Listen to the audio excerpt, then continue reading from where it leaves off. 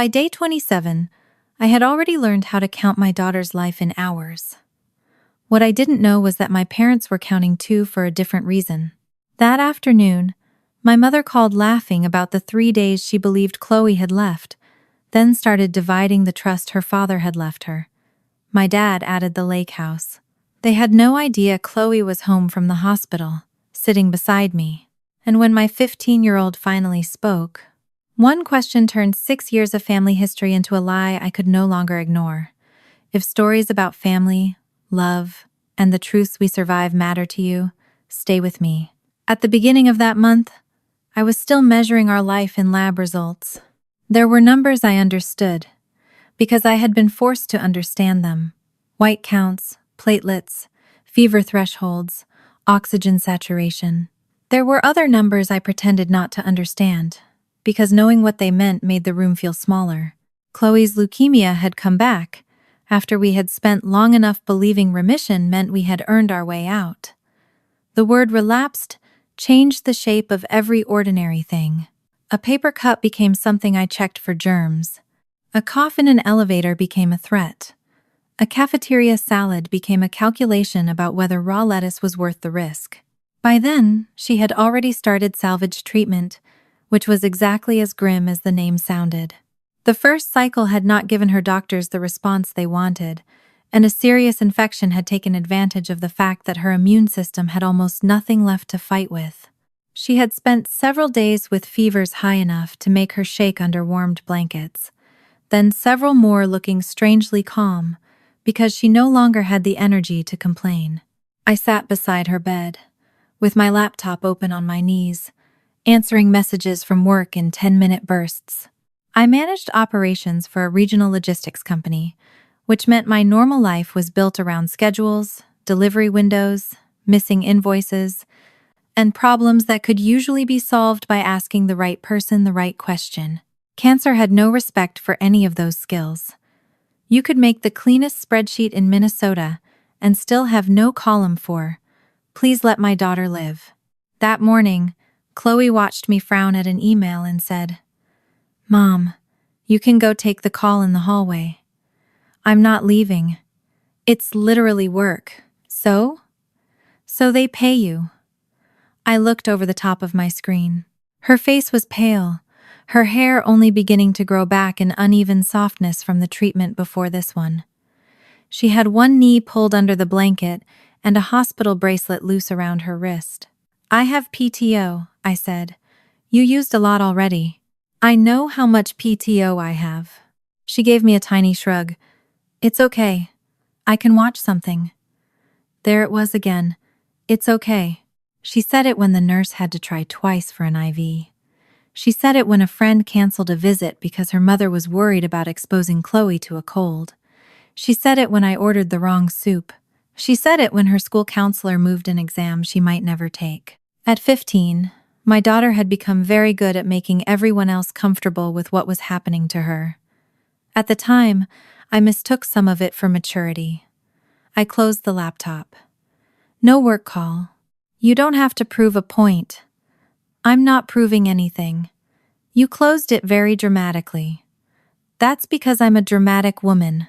She smiled, and for 5 seconds, she looked like the girl who used to roll her eyes when I sang along too loudly in the car. Then the oncologist came in. Dr. Patel never entered a room quickly. I had come to notice that about doctors who carried hard news. They washed their hands, adjusted a chair, sat down. Their stillness made the rest of us feel as if we were moving too fast. She asked Chloe if she wanted the conversation with me in the room. Chloe looked offended. "She's my mom." Dr. Patel nodded and turned the computer screen slightly away from herself, not because she was hiding anything, but because she wanted us looking at her instead of the chart. She explained that the infection was not yet out of control, but it had taken too much from a body already struggling to recover from salvage treatment. Chloe's early marrow response had not been what they hoped. There were still options for support, and a defined window in which they could continue trying to see whether the disease would turn enough to make the next step medically reasonable. But they were no longer talking about months, as if months were guaranteed. I remember asking, "What are we talking about?" Dr. Patel did not give me a date. She said, "If the marrow response doesn't improve, and if we can't get the infection and her counts moving in the right direction, we may be talking about weeks." I heard my own voice ask, "How many?" She looked at Chloe before she looked at me. "If the current decline continues, roughly 30 days would not be an unreasonable estimate. A month, 30 days." My mind converted the phrase before I could stop it. 30 mornings, 4 Mondays, 1 rent payment, maybe 1 grocery order. The number felt both enormous and microscopic. Chloe stared at the blanket for a long time. Then she asked the question I could not. "Do you still think the treatment can work?" Dr. Patel did not sell us hope. I will always be grateful for that. She said there was still a medically reasonable trial to continue, but there had to be evidence that Chloe's body was tolerating it and that the disease was responding. She also explained that we could shift the focus entirely toward comfort if Chloe decided the burden had become more than she wanted to carry. She did not say fight. She did not say brave. She did not make my child responsible for inspiring anyone. I wanted to answer for her. That instinct rose so quickly it frightened me. I wanted to tell the doctor we would do everything, because everything sounded like love. I wanted to tell Chloe she did not have to decide anything because deciding was my job. Instead, I kept my mouth shut. Chloe rubbed her thumb across the plastic edge of her wristband. "If you still think it makes medical sense," she said, "I want to try." Dr. Patel asked if she was sure she understood that trying did not guarantee more time. "I know." She looked at me. I took Chloe's hand. "Then we try." That was the first decision of those 30 days that belonged to both of us. Later, when Dr. Patel left, Chloe asked if continuing meant more expensive medication. I turned toward her so fast the chair squeaked. "Why are you asking me that?" She looked embarrassed. "I'm just asking. You do not make medical decisions based on what they cost me. I wasn't. You were." She picked at the blanket seam. I softened my voice. "Chloe." She sighed. "Okay, a little. I had good insurance. The bills were still ugly, but we were not choosing between treatment and rent. I had savings. Aaron had left protection for Chloe when he died. There were systems in place precisely because adults were supposed to think about money, so children did not have to. But somewhere along the way, my daughter had learned to treat herself like an expense that needed justification. "Look at me," I said. She did. "You being sick is not you doing something to me." Her eyes moved away. "I mean it." "I know." "No, you know the words. That's different." She gave me the faintest crooked smile. "You sound like a therapist on TikTok." "I'm 35. I'm allowed to sound embarrassing." "You're very committed to it." I kissed the back of her hand. She did not say it's okay that time. My parents arrived that afternoon with a tote bag full of things I had not asked for. My mother, Diane, was 62 and could turn concern into a project plan faster than anyone I knew. She had brought clean sweatpants for me, a charger, sealed snacks Chloe could actually eat, a notebook, and 2 pens clipped neatly to the cover. My father, Robert, followed with coffee, and the expression he wore whenever he had decided emotions were inefficient. At first, their competence felt like relief. That is important. If my parents had been monsters every day of my life, I would have recognized them sooner. They were not. My mother had sat with me through contractions when I had Chloe at 20. My father had taught Aaron how to patch drywall in our first house. After Aaron died, they had stocked my freezer, handled 100 small tasks I could not face, and driven Chloe to school when I could barely remember what day it was. They had also always believed they knew the correct way for other people to live. Both things were true. Mom hugged me carefully, as if I might come apart at the seams. "You look terrible." "Thanks. You need sleep. I'll put it on the list." She glanced toward Chloe. "How is she?" Chloe answered before I could. Still glamorous. Dad smiled. That's my girl. Chloe smiled back. That hurt later, when I remembered it. Mom unpacked the tote as if she were checking us into a hotel. She put the charger by the wall, the snacks in the cabinet, the notebook beside me. For questions, she said, write everything down. You won't remember half of what they tell you. It was sensible advice. Then she lowered her voice. And you need to start preparing yourself. I knew what she meant. I hated her for saying it. But I knew. Not today. Lauren. Not today. She pressed her lips together. My mother had never liked a closed door. I'm not trying to upset you, she said. I'm trying to keep you from being blindsided. I looked at Chloe. She had put her earbuds in, but I knew better than to assume she could not hear. Dad touched Mom's elbow. Let her breathe. Mom gave him a look, then reorganized the pens. Before they left, Dad asked whether I wanted him to talk to my employer about leave paperwork. No. I can make a call. I said no. He lifted both hands. Fine. That was the kind of boundary I had learned to hold with them. Small, specific, practical. I had spent years becoming financially independent and making sure their help was optional, not structural.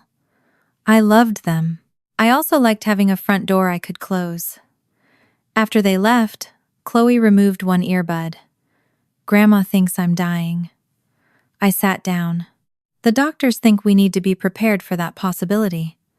That wasn't what I said. No. She stared at the television without turning it on.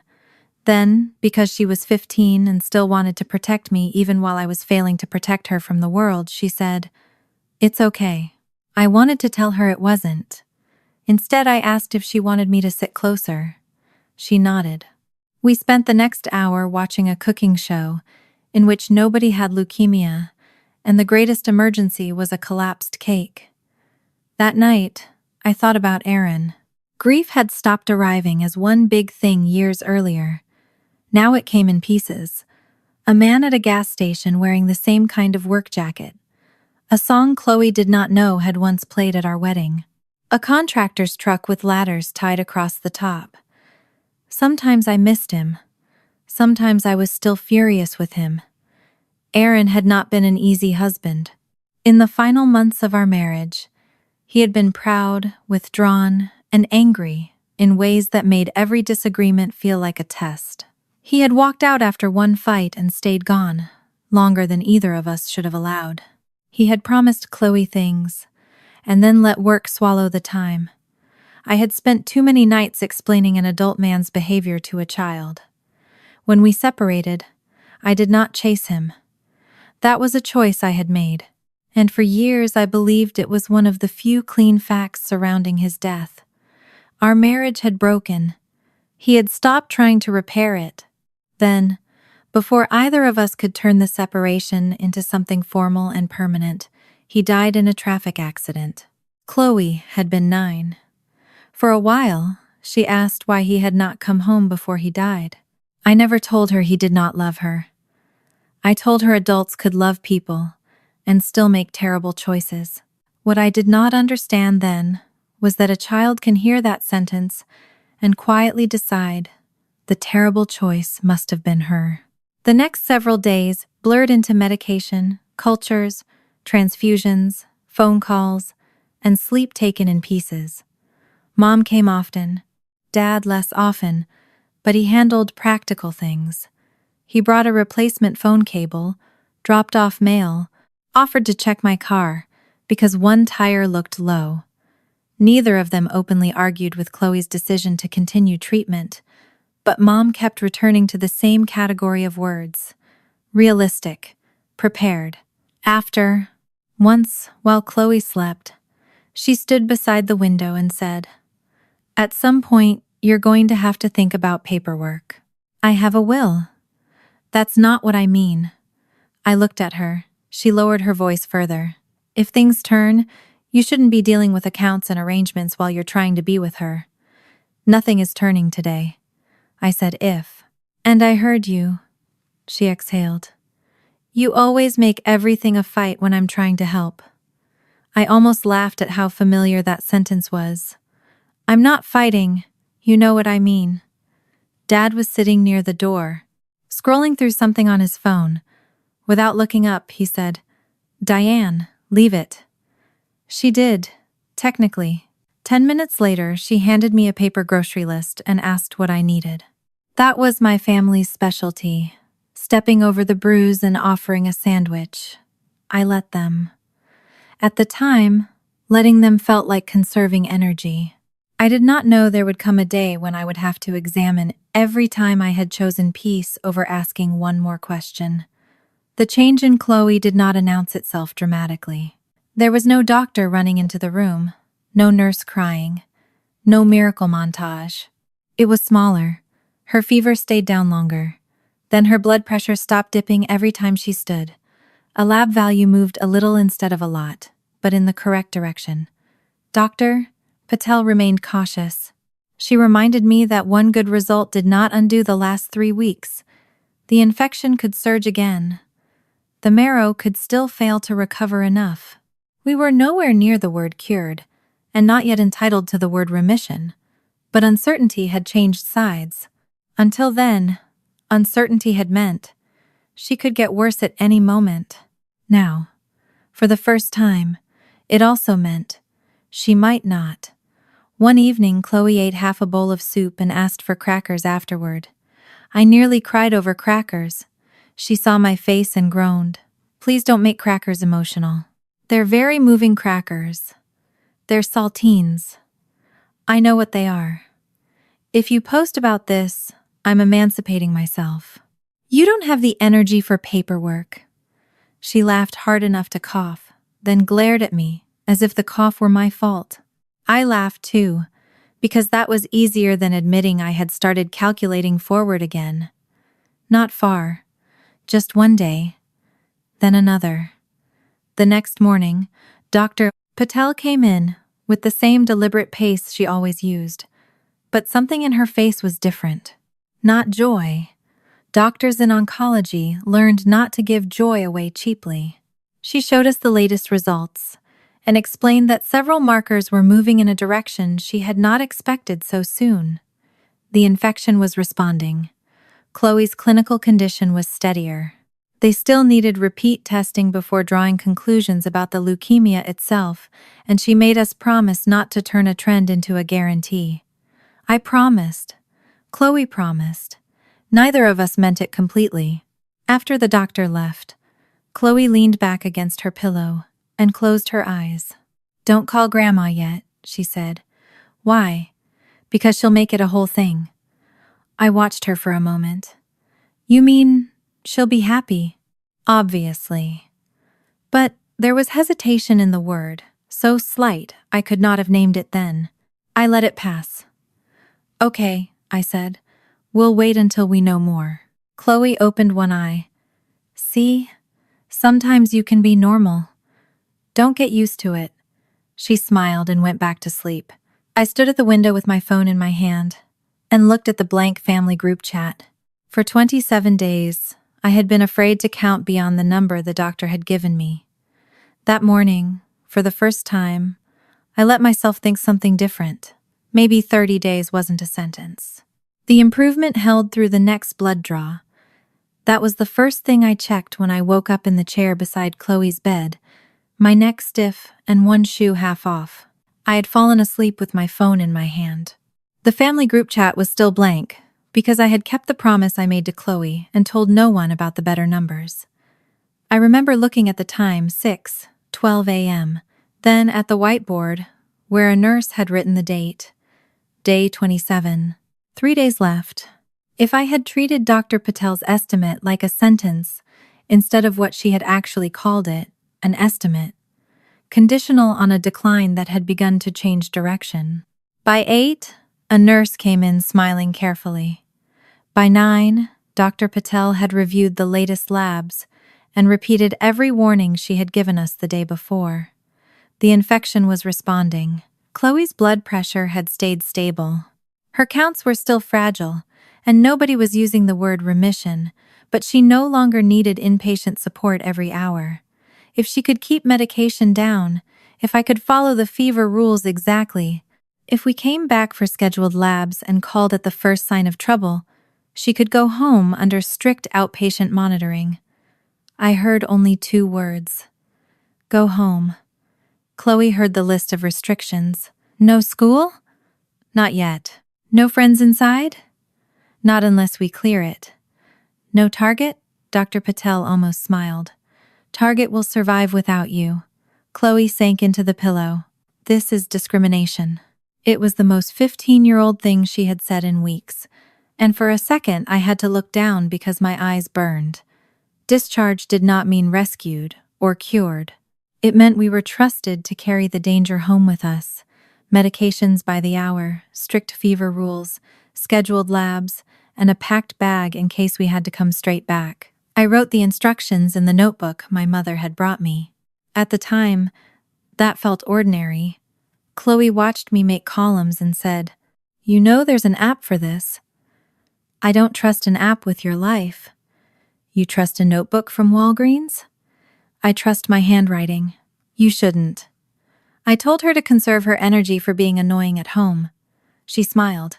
The nurse removed the last thing that had to come off before we left, and Chloe stared at her own arm as if it belonged to someone else. She changed slowly into soft gray sweatpants and an oversized sweatshirt. I had packed the sweatshirt at the beginning of the month without knowing whether she would ever wear it out of that building. When she pulled the hood up, she looked smaller than she had before leukemia returned. She also looked ready. I texted my supervisor that I was taking Chloe home and would remain on leave. I texted the pharmacy. I texted our next-door neighbor, June, only because she had been collecting packages and I needed her to leave them on the porch instead of coming in. I did not text my parents, Chloe noticed. You don't have to make an announcement, she said while I folded the hospital blanket back onto the bed even though it was not ours. I wasn't planning a parade. You have parade energy. I have a car. Same thing with you. I zipped her bag. Grandma and Grandpa will want to know you're home. Her expression changed so slightly that I almost missed it. Can we tell them later? Later today? Maybe tomorrow. I stopped. She avoided my eyes and adjusted the drawstring on her sweatshirt. Why? She gave me the answer she had given the day before. Because Grandma will make it a whole thing. There were at least 6 ways my mother could make good news a whole thing. She might arrive with groceries we did not need, rearrange my refrigerator, call relatives before I had decided what to share, cry loudly enough that Chloe ended up comforting her, or turn a cautious. So I did not interrogate my sick daughter over a hesitation I could not yet name. Fine, I said. You get 1 quiet day. Thank you. And if you spike a fever, your quiet day is over. I know. And if you feel dizzy? I know. And if... Mom. I held up both hands. She leaned back in the wheelchair the hospital required for discharge and closed her eyes.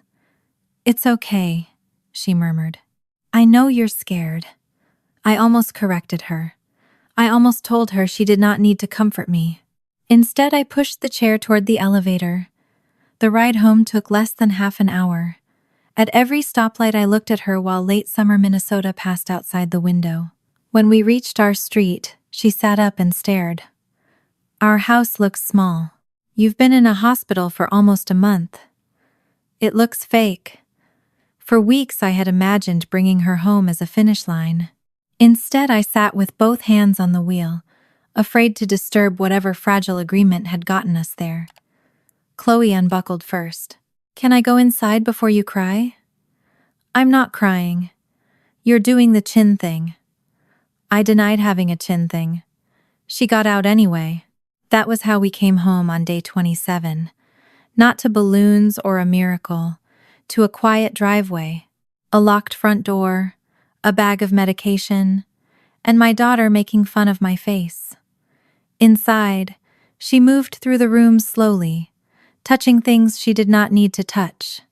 The back of the couch, the kitchen counter, the framed photograph beside the stairs. It was a picture of her at 8, between Aaron and me at a fall festival, all three of us squinting into sunlight. She did not pick it up. She went straight to the couch and lowered herself carefully. "Perfect," she said.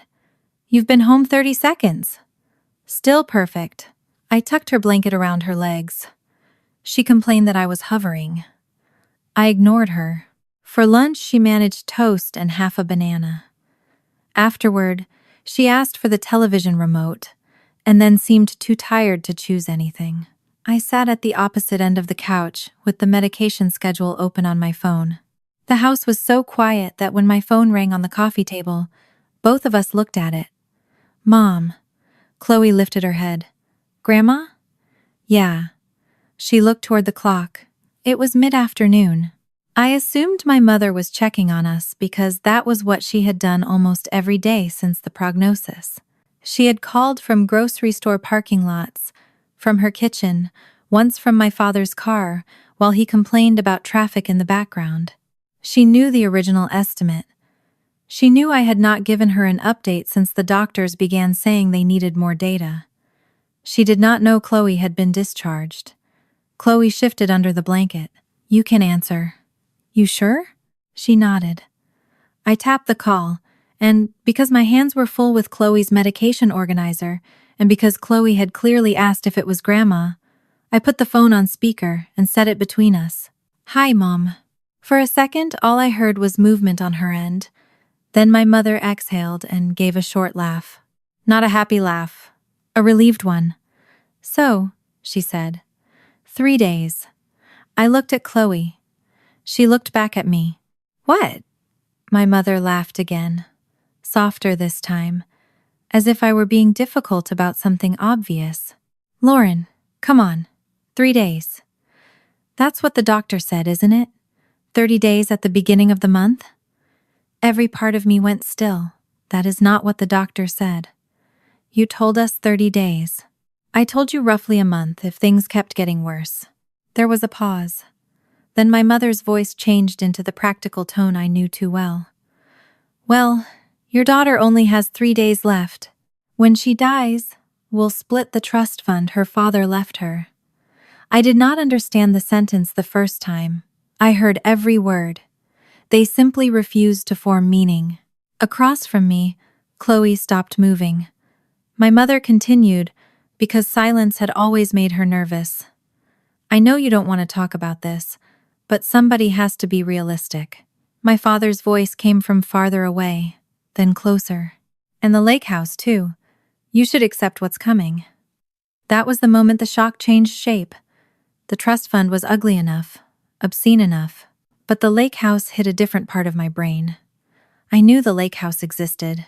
Aaron had owned it before he died, a modest place up near Mill Lacs that had ended up inside the structure he left for Chloe. I had not been there in years. I had never treated it as family money waiting to be divided because it was not mine, and it certainly was not my parents' to claim while Chloe was alive. My father had said it as if the outcome were already settled.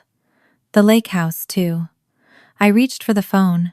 Chloe moved faster than I expected. Her hand closed around my wrist.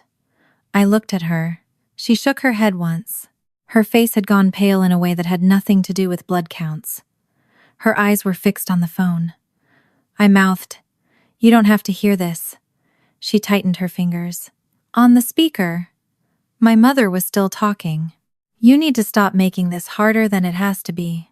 Robert and I can handle the practical side when the time comes. That's what we've been trying to tell you." I could hear my father say something indistinct behind her. Then my mother added, "You need to be with Chloe now, instead of pretending there won't be an after." I stared at my daughter. For most of her life, Chloe had made herself smaller when adults were uncomfortable. This time, she did not make the room easier. She leaned slightly toward the phone. "Grandma." My mother stopped. Chloe swallowed. "What lake house are you planning to take?" The line went completely silent. Not the ordinary half-second delay of a phone call. Silence. I could hear the refrigerator hum behind us. A truck passed outside. Chloe's breathing sounded shallow. On the other end, nothing. My mother did not ask how Chloe was. My father did not say her name. No one said, "Thank God you're home." The silence lasted long enough for me to understand that they were not confused by the question. They were caught by it. Then my mother made a small sound. "Chloe?" I ended the call. My hand shook so badly I nearly dropped the phone. For several seconds, neither of us spoke. Chloe looked at the dark screen. Was she joking? It was not the question I expected. I sat beside her. "No." The word came out before I had time to soften it. Her mouth tightened. Maybe not joking. Maybe she was being weird because she thought I was still in the hospital. I wanted to tell her not to do that. Not to build excuses for someone who had just discussed her death like a date on a calendar. But she was 15, and the woman on the phone was her grandmother. Knowing someone had hurt you did not erase the part of you that wanted them to love you. "I don't know why she said it," I said. "But I know what we heard." Chloe stared at the floor. "What trust fund?" I took a slow breath. "Your dad set up financial protection for you before he died. We've talked about that. You said there was money for college and later." "Yes. You didn't say Grandma gets it if I die." I didn't know that she did. That was the first sentence that frightened me more than the phone call. Chloe looked up. "You didn't know?" "I knew your dad created a trust for you. I knew there were rules about when you could use it and that there was an independent person managing it. I never had a reason to memorize what happens in every possible situation." "And the house?" I rubbed my palms against my jeans. "Your dad had a lake place near Mill Lacs. It ended up as part of what he left for you." Her face changed again. "I have a lake house?" "You have an interest in a trust that owns a lake house. That is not the same thing as having keys in a boat." "I didn't know there was a house." "You were 9 when he died. I wasn't going to hand you an asset schedule." That almost got a smile. Almost. She looked toward the framed photograph by the stairs. "Did I ever go there?" "When you were little?" "A few times. I don't remember." "I know." She pulled the blanket higher over her legs. We had come home carrying uncertainty about cancer, but for the first time that uncertainty had opened a door. Now Chloe was sitting on our couch wondering which adults had already planned what would happen after she died. My phone lit up. "Mom!" I turned it face down. It rang again. Then Dad. Then a text from Mom. "Call me. You misunderstood." Another. Chloe should not have heard an adult conversation about estate matters. I read that one twice.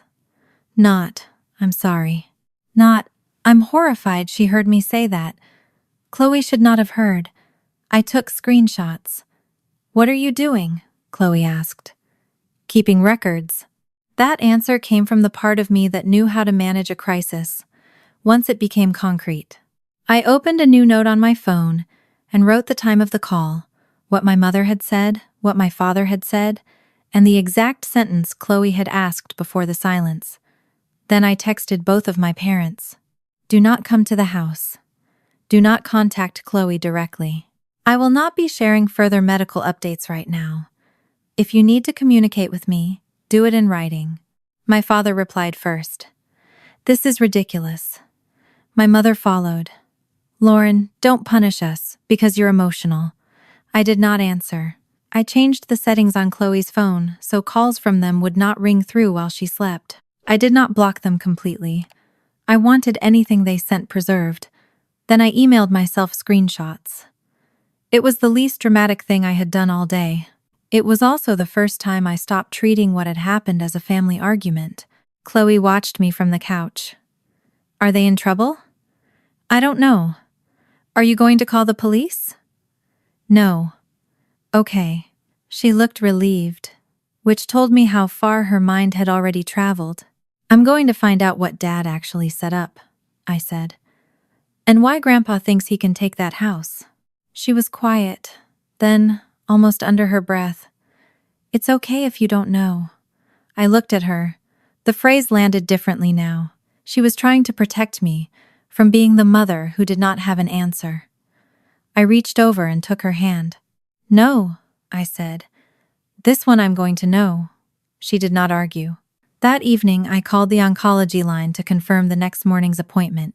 Reheated soup Chloe barely touched, checked her temperature twice, and tried to behave as if our world still had one emergency at a time. My parents kept texting. Mom shifted from anger to explanation. It was dark humor. Then, we were talking about practical matters because someone has to. Dad sent, "Your mother is upset."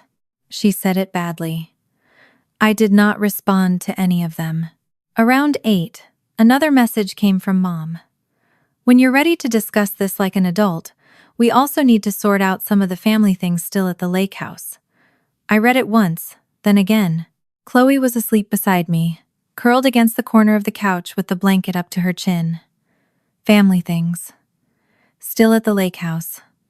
The call had ended only a few hours earlier. My mother had just learned Chloe was alive, home, and listening. And somehow, the lake house was still on her mind. I went upstairs to the small file cabinet in my bedroom where I kept insurance papers, Aaron's death certificate, tax documents, and a folder from the year after he died labeled simply Chloe Trust. Most of the legal language had meant very little to me at 29. Denise Caldwell, the fiduciary officer, handled distributions and annual reporting. I read the summaries I needed to read, signed what required my signature, and left the rest to people whose job involved words like corpus and remainder. I sat on the edge of my bed and opened the old summary. Aaron's name, Chloe's name, the lake property. Then, lower down, a section I had skimmed years before because it described something I could not imagine needing to know. Contingent remainder beneficiaries. Diane Carter, Robert Carter, my parents. I stared at their names until the letters blurred, so the greed might not have been fantasy. There was some old legal path, some condition I did not yet understand, under which my parents expected to receive what Aaron had left our daughter. But that did not answer the question that kept tightening in my chest. If all they had to do was wait for a future distribution, why had my mother asked, only hours after being caught, about things still inside the lake house? I closed the folder and put my hand over the cover. The next morning, I would call Denise Caldwell. For the first time since Chloe came home, I was no longer asking how many days my daughter had left. I was asking what my parents believed would become theirs when those days ran out. I did not sleep much. Every time I closed my eyes, I heard my mother say 3 days as if she were reading the delivery window on a package. Then, I heard my father add the lake house. The two sentences sat beside each other in my head, without fitting together. One was ugly enough to understand. The other was wrong in a way I could not yet name. At 6:30 the next morning, Chloe's alarm went off for medication. By 9, we were back at the clinic for labs. No fever, no sudden decline, nothing good enough to celebrate, and nothing bad enough to send us back upstairs. We were still living one result at a time. On the drive home, Chloe asked whether I was calling the trust person. I said yes. When she asked if she needed to listen, I told her she did not have to, but I would not lie about what I learned. She nodded and looked out the window. Back home, Chloe took her morning anti-nausea medication and stretched out on the couch with a blanket. I carried the old trust folder to the dining table and called the number on Denise Caldwell's latest annual statement. I had spoken to Denise perhaps 4 times in 6 years. She was the kind of person whose emails never contained extra words. When Chloe needed a reimbursement for an educational expense, or when annual reporting arrived, Denise explained what mattered, sent the correct form, and disappeared again. I had always appreciated that. When she answered, I said my name and heard a quick change in her tone. "Lauren, is Chloe all right?" The fact that she asked about Chloe before money nearly made me cry. "She's home. She was discharged yesterday. Still very sick. Still being monitored. But she's home." "I'm glad to hear that." I pressed my thumb into the edge of the folder. "Denise, I need to ask you something, and I need you to tell me exactly what the trust says. She did not ask me to calm down or explain why I was emotional. She asked what provision I was looking at. I told her the heading. There was a pause while she pulled up the file. Then she explained what I had skimmed 6 years earlier. Aaron had created the trust when Chloe was 4. When my parents were still the nearby grandparents, we trusted enough to name in backup family plans. After Aaron died, insurance and other assets funded it more heavily and the structure became permanent. Chloe was the primary beneficiary. What I had not understood was the remainder clause. If Chloe died before 25 without children of her own, the remaining trust property would be divided equally between Diane Carter and Robert Carter. I stared at the wood grain of my dining table. So they were right. Denise did not answer the moral question hidden inside that sentence. They are named remainder beneficiaries under that condition, yes. And if Chloe had died this week? The trust would not simply hand them a check that afternoon.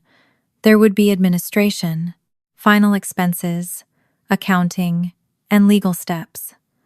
But assuming the existing provision applied and there were no other legal issues, yes, they have a contingent future interest. Future interest. My mother had turned those words into "we'll split the trust fund." I looked toward the living room. Chloe was pretending to watch television, but the screen had been paused for several minutes. Why am I not named there?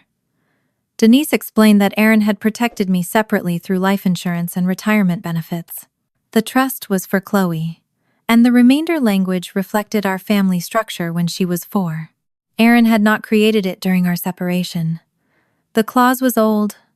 My parents' knowledge of it was current. That difference mattered. How much is in the trust now? I asked. Denise gave me the approximate figure. Investments, cash reserves, and the lake property together put it around $1.5 million, depending on market value and property appraisal. The number made me sit back. Knowing a trust existed was not the same as hearing its value while remembering my mother laugh. Has something happened? I looked at Chloe again. She was watching me now. I told Denise about the call, but only the facts. I did not repeat every cruel word. I told her my mother had referred to the trust as money she and my father would split after Chloe died. I told her my father had specifically added the lake house and spoken as if it would become theirs. Denise did not gasp. She did not call my parents monsters. She became more careful. They have no present authority over the trust, she said. None. They cannot direct investments, sell the lake property, remove trust property, or make decisions for Chloe as beneficiary. I know they don't control it now. What I don't understand is why Dad talked about the house like he had already figured out how to take it. I can't answer what he believes. Can they go there? Not without authorization. Do they have keys? They should not. That should not landed harder than I expected. Denise continued before I could build a theory from it. The property had been professionally managed for years. Maintenance, insurance, winterization, and security were paid through the trust. Access was limited and documented. It was not an abandoned cabin with an old key under a flower pot. Then she said something I had never known. We were preparing to contact you next week about Chloe's beneficiary orientation. I frowned. Her what? She's approaching 16. It does not change the distribution terms or give her control. But we begin more direct beneficiary education at an appropriate age. Part of that orientation had been planned around the lake property because personal effects of Aaron's were still stored there. Chloe had been 9 when he died, and the trust had preserved many of those items rather than forcing a grieving child through a full inventory. A full inventory was never done? I asked. Not of every personal effect in the study storage. Major assets were documented. Personal items were preserved. Why? Because nobody needed to disturb everything then. Chloe was a minor child. The property was secure, and there was no competing claim requiring immediate disposition. I thought about my mother's text. Family things still at the lake house. What exactly is in the study? I don't know every item. That is part of what would be inventoried. My skin prickled. Is anything locked? There is secured built-in storage in the study, yes. Then Denise added that nobody had asked about those things recently until my mother emailed her the night before. What did she say? Denise summarized rather than read it aloud.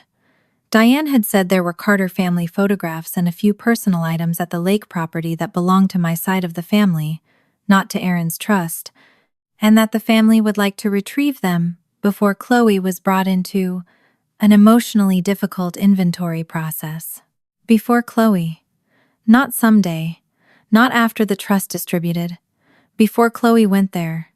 I sat down again. What time did she send that? Denise checked. A little after 8. The same time my mother had texted me about family things. The call had ended only hours earlier.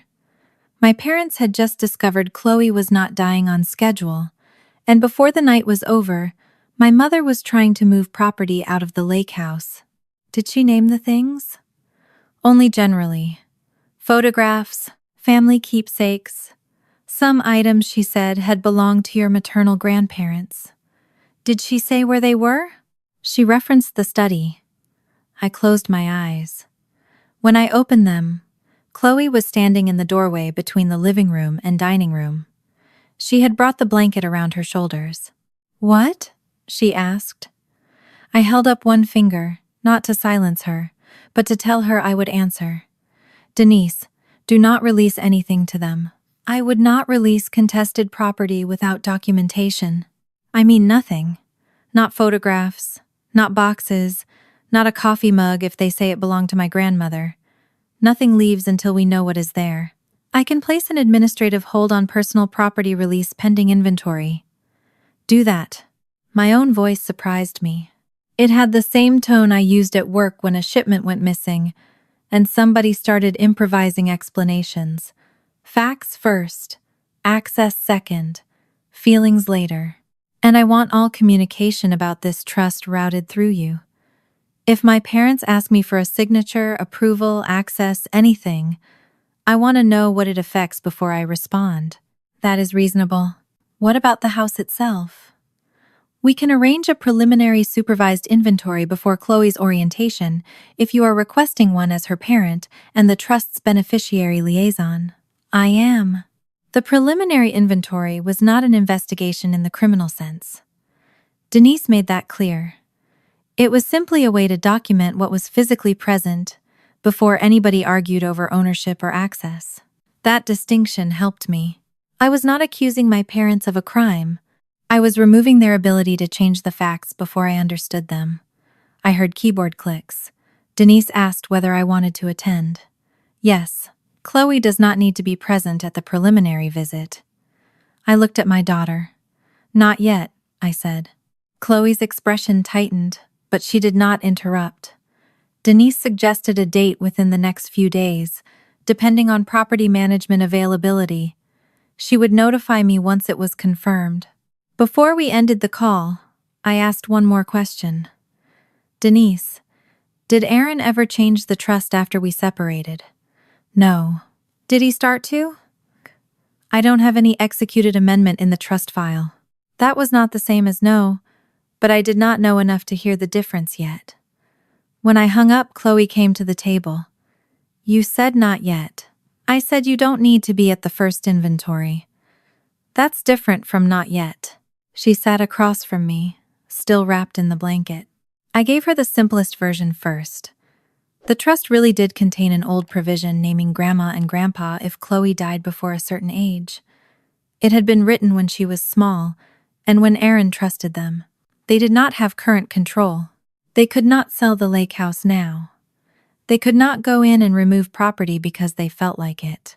Chloe listened without interrupting. So she wasn't making it up. No. When Chloe asked the value, I told her. Her eyes widened, then narrowed. Dad had that much, and we still had coupons in the junk drawer? The trust is not a checking account, and your father was very committed to coupons. For a moment, Aaron was a person again, instead of an estate. Then Chloe asked, Did Grandma know? I don't know. She knew enough to say what she said. She looked toward the stairs as if she could see the folder upstairs. What did Grandma ask for from the house? Some family pictures and keepsakes. Why? She says they belong to her side of the family. Do they? I don't know yet. Then why does it matter? That was the question. I told her Denise had been planning an orientation around her 16th birthday, and that some of her father's belongings had never been fully inventoried because she had been so young when he died. Chloe's face went still when I told her some of Aaron's things were still there. I want to know what's there. We're starting with an inventory. We? Me and the trustee. She looked at me long enough for me to understand the next argument had only been postponed. I reminded her she had left the hospital yesterday and did not yet have clearance for a 3-hour round trip. I didn't say I'm going tomorrow, she said. I said I want to know. I heard you. Okay. This time the word was not surrender. The subject was not closed. Chloe sat with that for a while, then asked why nobody had told her about the orientation before now. I told her because Denise had only been preparing to schedule it and because, until yesterday, I had thought the trust was simply a boring piece of future planning. Saying it out loud made me hear how much of Chloe's life adults had arranged in categories she never saw. Medical consent, school accommodations, insurance, trust reporting. Most of that was normal, necessary even, but normal did not mean she should remain outside every conversation forever. You were 9 when Dad died, I said. Preserving his things then made sense. You're not 9 now. So I get to know? Yes. In a way that doesn't put your health at risk. She gave me a look. I corrected myself. In a way we figure out with you, not for you. That seemed to matter. Not enough to make the hurt disappear, but enough that she stopped looking at me like I might close another door. My phone buzzed with another message from Mom. Her defense had shifted again. I know you are angry. What I said was dark humor, and I should have known you were too upset to hear it that way. Your father and I were discussing practical estate matters. Not wishing anything on Chloe. Please stop turning one terrible conversation into something ugly. Below that was another message. And please tell Denise not to make this ridiculous. Those are family belongings, not trust property. I showed Chloe the first message. She read dark humor twice. Don't answer for me, she said. I wasn't going to. Don't tell her I forgive her. I won't. The sentence cost her something. I could see it. I opened a message thread with both my parents and typed one question. Why did Dad say the lake house was yours to take? I deleted Dad and typed Grandpa. Then I deleted that too. The question needed no decoration. Why did Robert say the lake house was yours to take? I sent it to Mom. Then I sent the same question directly to Dad. My mother replied first. You are twisting words. We were talking about what happens later. My father replied 5 minutes after that. The trust has terms. You know that. Neither answered the question. I wrote back once. You do not control the house now. Why are you asking Denise to remove things from it before Chloe sees it? No response. The silence felt different from the phone call. On the phone, they had been surprised by Chloe's voice. Now they had time to choose an answer, and they were choosing not to give one. 10 minutes later, Denise called me back. I wanted to update you before I responded to your mother. I walked into the kitchen so Chloe did not have to hear every procedural detail, but I left the doorway open. Denise said the request was still informal. Diane had provided no proof of ownership, and nothing would be released before documentation. If something truly belonged to my parents, the trust would return it after inventory. Being stored in Aaron's house did not magically make it trust property. That mattered. I did not want suspicion to turn me unreasonable. But Denise was equally clear about the other side. A contingent remainder interest gave my parents no current management rights and no right to enter the house. They might receive something later. They controlled nothing now. My father knew property. He had worked around real estate and property management for most of my life. He knew the difference between a future possibility and current authority. Yet he had said the lake house too, as if Chloe's death would place the keys directly in his hand. And my mother, after learning Chloe was alive, had immediately tried to get specific belongings out before Chloe's own orientation. Money explained why they cared whether Chloe died. Money did not explain the urgency. I asked Denise whether the house had stayed secure all these years. She said yes. The trust had paid for basic property management, inspections, winterization, and monitored entry. Access had changed after Aaron's death when the trustee took control. She did not give me a 6-year history because I had not asked for one yet, but she made one thing clear. Nobody was supposed to have casual, continuing access. "I'm placing the preservation hold now," she said. "No personal effects will be released or moved pending inventory." "Thank you." "And Lauren?" "Yes?" "Your parents have no current authority over that property. If they believe they do, I need to know why." I looked through the kitchen doorway at Chloe. She had fallen asleep again on the couch, the television dark, the blanket pulled over one shoulder. 24 hours earlier, my biggest fear had been that she would never sleep in that room again. Now I was standing in my kitchen protecting a house she barely remembered from grandparents who had spent the previous month counting toward her death. I had thought I was trying to protect Chloe's money. By the time I ended the call, I understood that was not the problem in front of me anymore. My parents wanted to get into the lake house before my daughter did. Denise confirmed the lake house visit for 2 days later. That gave me 48 hours to think about everything I did not know, and almost no time to do anything useful with it. Chloe had labs both mornings. Her fever stayed down. Her appetite came and went. One afternoon, she ate 6 crackers and half a peach. The next, she looked offended by the existence of soup. Dr. Patel was pleased with the stability, but still spoke in the careful language of someone who had seen too many families turn one decent week into a promise. I did the same thing with the house. I told myself the inventory was just an inventory, a practical step, a way to document property before my parents could argue about what belonged to whom. That was true. It was also true that I had begun waking at 3 in the morning thinking about a room I had not entered in 6 years. Chloe wanted to come. I told her no. Not because I thought she was too young. Not because I believed she could not handle seeing her father's things. She had been home from the hospital for only 3 days, and a 90-minute drive each way was not a symbolic question. It was a medical one. She accepted that explanation with visible irritation. "I know," she said. "I'm not asking to lick the furniture." That was my primary concern. She rolled her eyes.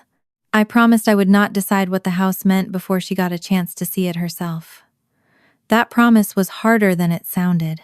On the morning of the visit, I left Chloe at home with her temperature log, medication alarms, and strict instructions to call me if anything changed.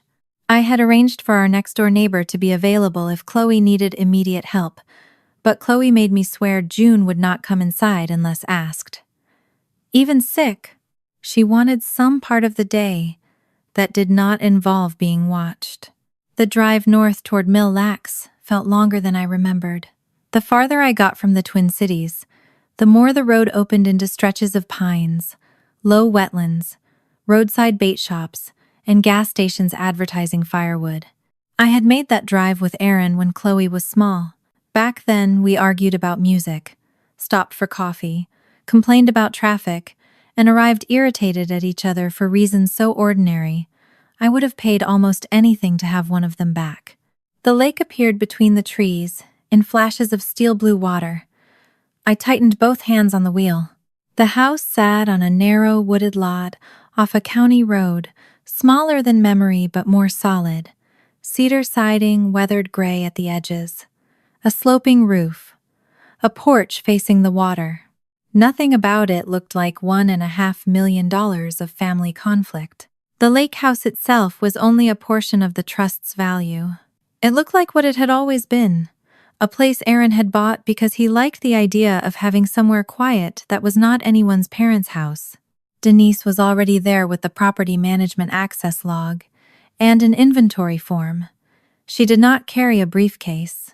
I appreciated that. The first thing she did was show me the entry record. No recent unauthorized visits. No mystery trips in the middle of the night. No proof that my parents had been sneaking in for years. That mattered too. I had promised myself I would not turn suspicion into mythology. We entered through the side door. The house smelled faintly of wood, dust, and the dry mineral smell of a place opened only for inspections. The property manager had turned on the water and checked the systems before we arrived. Nothing was dramatic. No broken lock. No papers scattered across a desk. No cinematic sign that someone had run from the house 10 minutes earlier. The silence was ordinary. That made the first contradiction harder to dismiss. The room at the end of the short hallway had once been a storage room. I remembered that clearly because Aaron and I had fought about it. Years earlier, he wanted to turn it into a bedroom for Chloe. I had told him she already had a bedroom at home and did not need us spending money to make a weekend place feel permanent. He had accused me of treating every improvement he suggested like evidence in a case against him. I had told him maybe he should stop making every purchase without asking me first. We had both been partly right. The door was painted pale green now. Inside was a low white bookshelf fixed securely to the wall. A narrow bed frame sat against one side, without a mattress. The electrical outlets had newer covers. A loose stair rail I remembered complaining about had been replaced. On a hook near the closet hung a child-sized life jacket, too small for 15-year-old Chloe, but roughly the size she would have worn at 9. I stood in the doorway. Denise did not speak. I walked to the bookshelf and ran one finger along the top edge. Dust, but not 6 years of neglect. The property had been cleaned periodically. The shelf itself was not old. There was a small manufacturer label underneath and, beside it, a pencil notation in Aaron's handwriting. See room anchor before use. My stomach tightened. The phrase was practical. Boring. Aaron had written thousands of notes like that on job sites and grocery lists. That was why it hurt.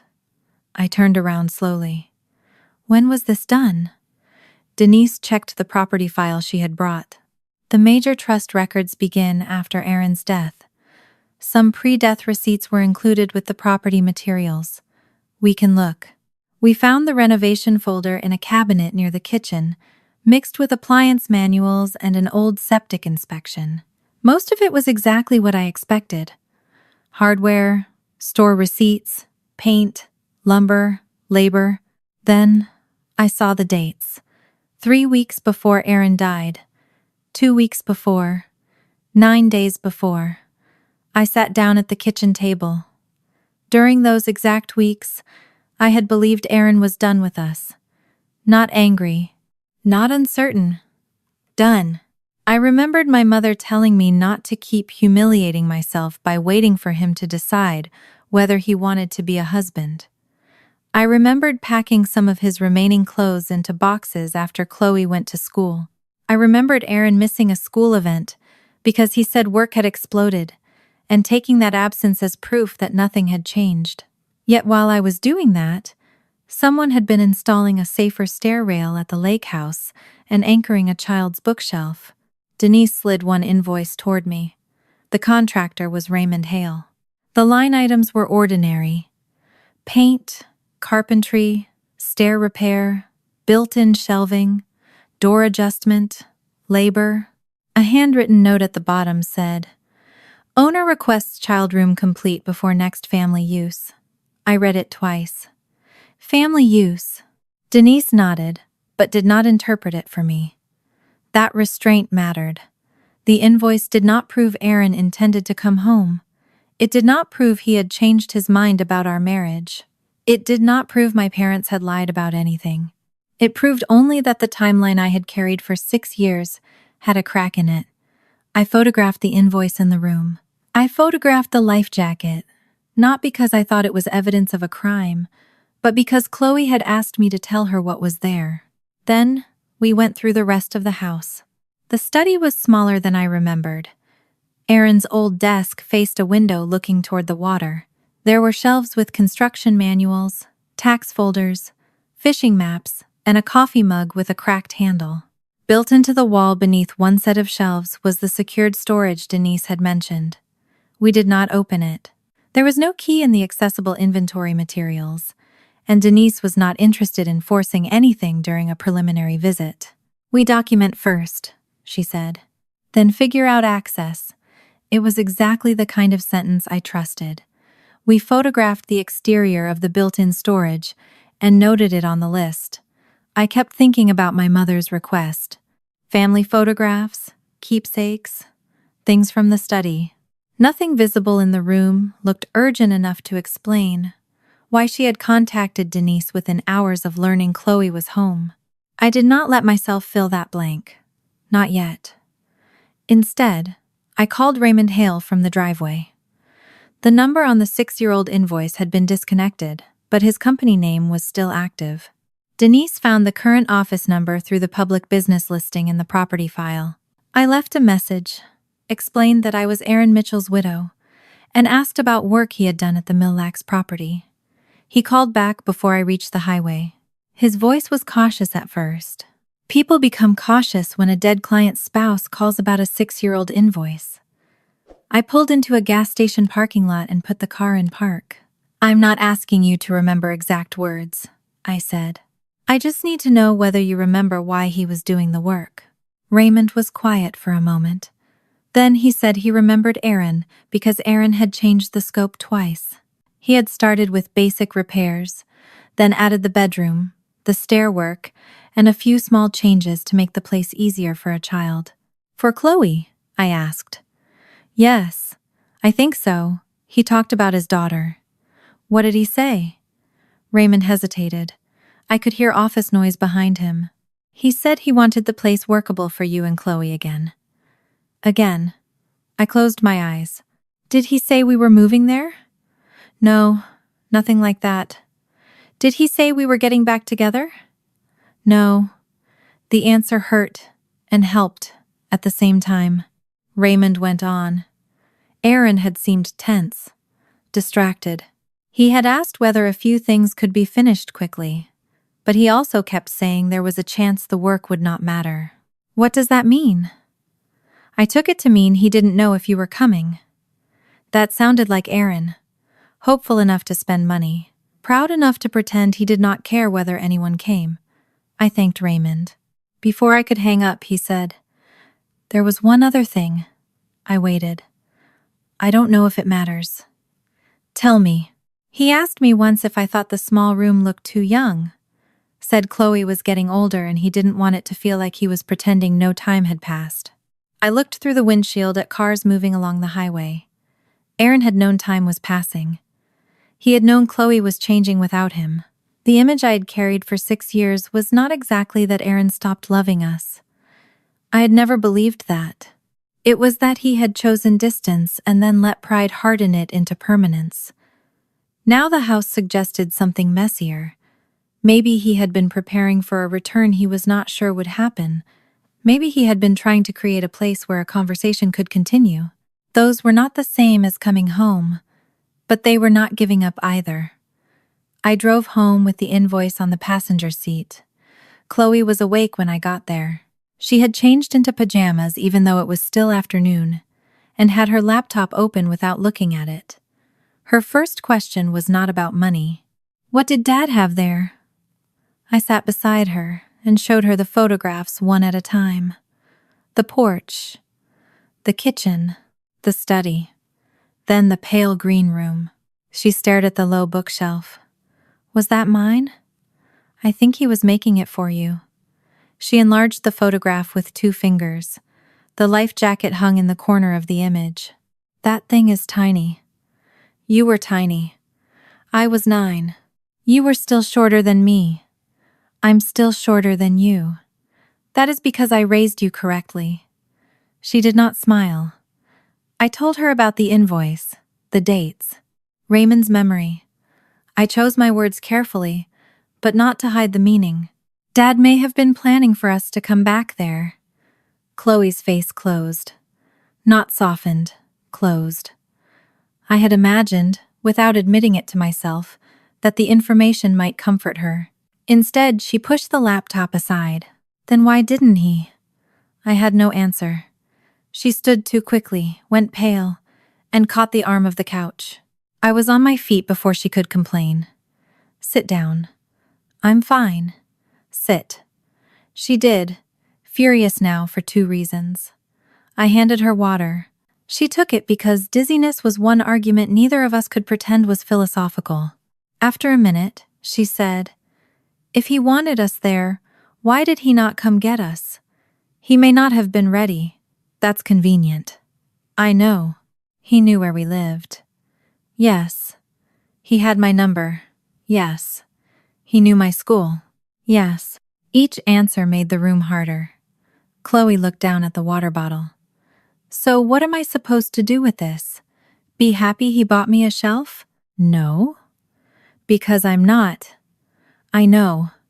She looked at me sharply. I did not tell her Aaron had been trying. I did not know that yet. I told her the only thing the house had actually changed. For 6 years I believed your dad had stopped making any plan that included us. I don't think that part is true anymore. She stared at the green bedroom photograph. That doesn't mean he came back. No. He still died without fixing it. Yes. Her eyes filled and she hated that they did. She wiped one cheek with the heel of her hand. I hate when dead people get better at things after they're dead. The sentence was so Chloe that I almost laughed, but she was not joking. I do too. We sat there with the ugly middle of it. Aaron could have failed us and still been trying. He could have loved Chloe and still let pride keep him away too long. He could have started changing and died before the change became something we could trust. None of that excused him. None of it fit the clean story I had survived with either. My phone buzzed on the coffee table. Mom. I considered ignoring it. Then I saw the preview. Denise told us you went up there. I opened the message. This is exactly what I was afraid you would do. You are turning Aaron into someone he was not, because he is dead and cannot disappoint you anymore.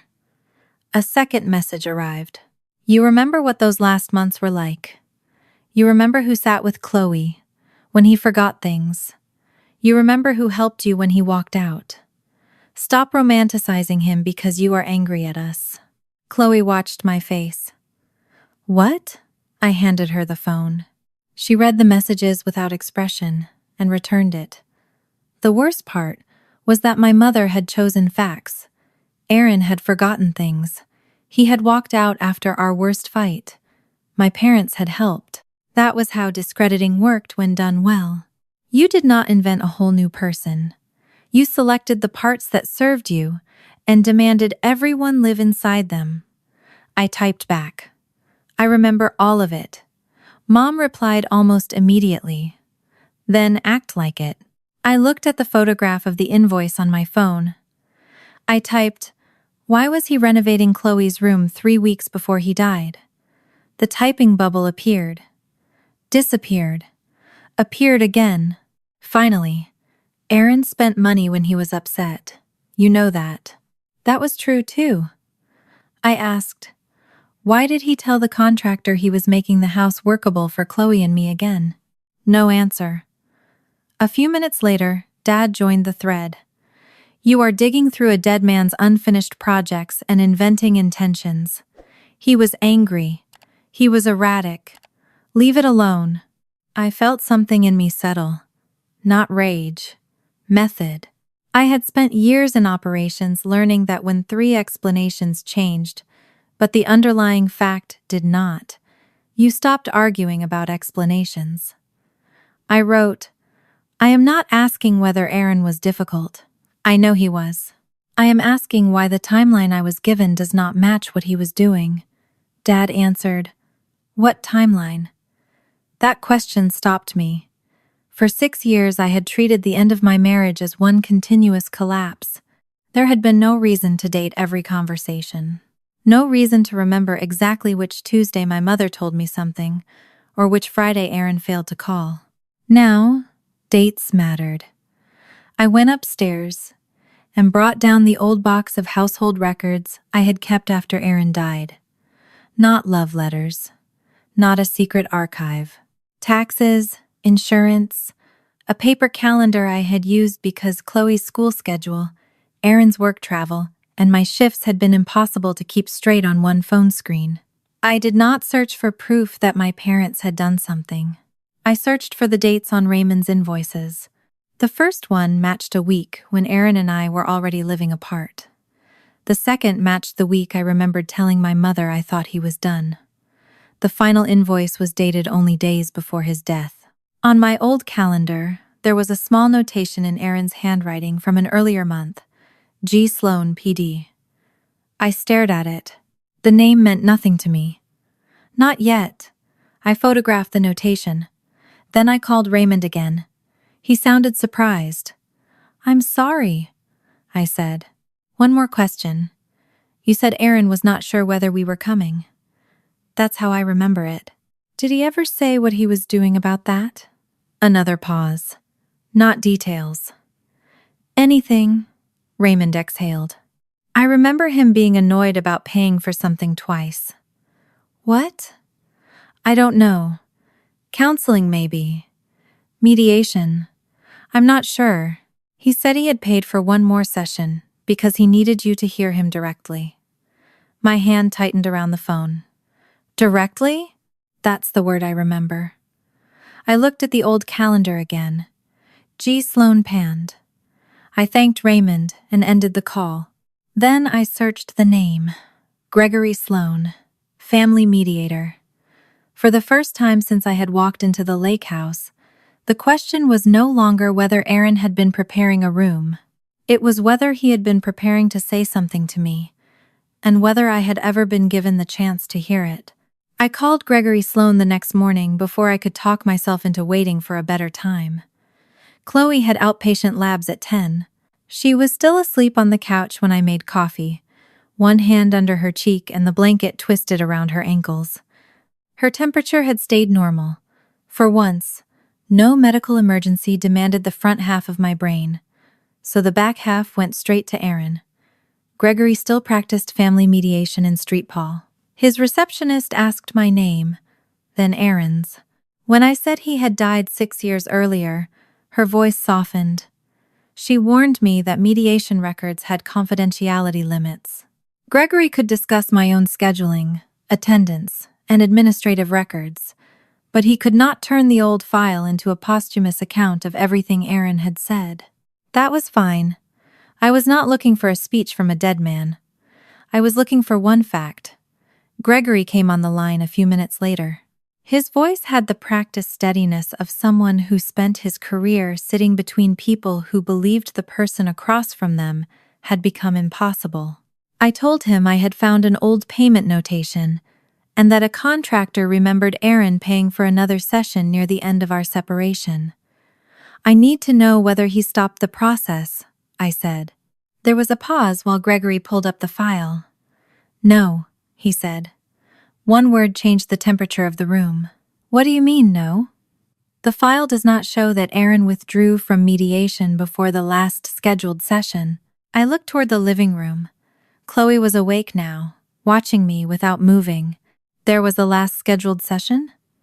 "Yes." "When?" Gregory gave me the date.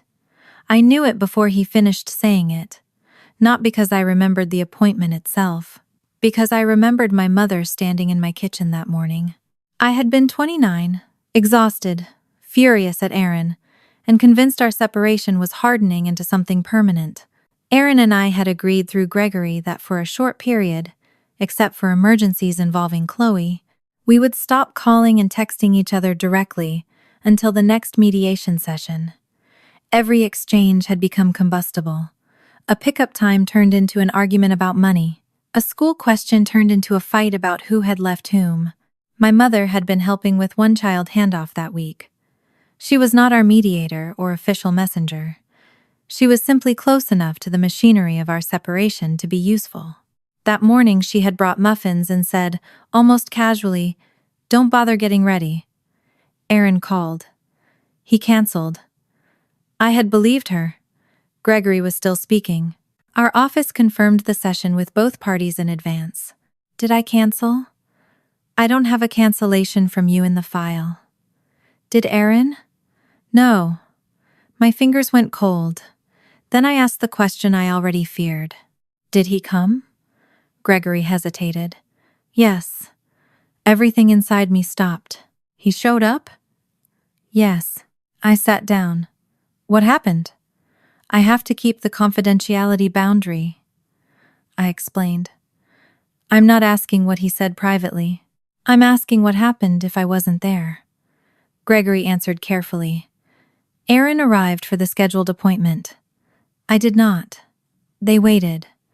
The session could not proceed. Did he think I was coming? I can tell you what the administrative note reflects. Tell me. It indicates he believed you had decided not to attend. I gripped the edge of the table. Who told him that? I don't have that documented. What do you have? That he appeared? That you did not? That the session did not proceed because both parties were not present? And then? The process did not continue. Because he withdrew? No. Because I withdrew. Not formally. According to the file. Chloe's medication alarm began chiming from the coffee table. I silenced it, handed her the pills and water, then returned to the call. Gregory said my name. I'm here. One failed session does not tell you why a marriage ended. I know. It does not tell you whether reconciliation would have worked. I know. It tells you only that the administrative record does not match the idea that Aaron canceled that appointment and abandoned the process before it happened. That was enough. I asked his office to send me whatever attendance record and scheduling confirmation I was entitled to as a party. Before we hung up, I asked, Do you remember him? Gregory was quiet. Not in a way I'd want you to treat as evidence. That isn't what I asked. He understood. Yes, he said. I remember he was angry. That sounded like Aaron. And I remember he stayed longer than he needed to, after it was clear the session wasn't going forward. Why? I can't tell you why. I don't know. After the call ended, I sat with my phone in my hand. For 6 years, I had treated that morning as proof of something simple. Aaron had walked out. He had agreed to mediation because other people pushed us toward it. Then, when it was time to sit in a room and do the harder thing, he backed away. That belief had mattered. It was one reason I stopped reaching. Not the only reason. Aaron had hurt me before that day. I had hurt him too. He had missed promises to Chloe, let work become an excuse, and allowed pride to turn every disagreement into a contest. By the time we agreed to a no direct contact week, neither of us knew how to save a marriage without first proving the other person was wrong. I had also been proud. When Mom told me Aaron canceled, I did not call him. I could have. The boundary was temporary, not a court order. Nothing physically stopped me from sending one message. Did you cancel? I did not. Part of me was too angry. Part of me was afraid he would say yes. And part of me believed that if I had to chase a man into a room to convince him to choose his own family, I would rather let him walk. At 29, that felt like dignity. At 35, with Gregory's confirmation in my hand, it looked more complicated. I had not been stupid. I had been wounded. There is a difference, but it does not erase consequence.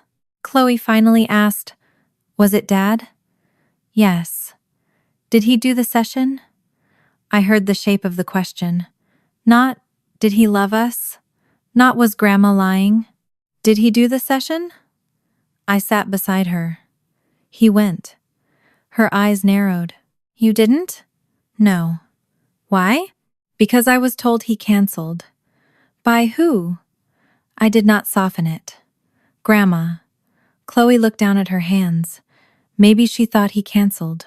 Maybe. Maybe he told her something different. Maybe. She looked up.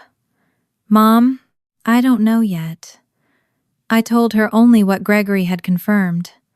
The office scheduled the session. Aaron had not withdrawn. He showed up. I did not. Aaron left believing I had chosen not to come. Gregory did not have a documented answer for how Aaron got that belief. Chloe stared at the wall. So he came. Yes. And we didn't know. We caught me. She had been 9, nowhere near the mediation, but she had lived inside its result. I touched the edge of her blanket. Does that mean Grandma lied? She asked. I know Grandma told me he canceled. That's not what I asked. I know. She gave me the same look she used when doctors chose careful language. I don't know whether she lied, I said. I know what she told me was wrong. That sounds like lying. It may be. I'm trying not to say more than I can prove. She breathed out, dissatisfied, but listening. Then I did what I should have done 6 years earlier. I checked. I searched the email account I had used then, and found Gregory's old mediation confirmation buried under thousands of messages. Date, time, location, both names. No cancellation followed. Then I searched my text backup for that week. On the morning of the session, there it was from Mom. Don't worry about going today. Aaron changed his mind. He told me he wants space. I'll pick Chloe up after school so you don't have to deal with him. I read it 3 times. The message had not been hidden for 6 years. I had simply never needed to look at it again. At the time, it matched what I already feared.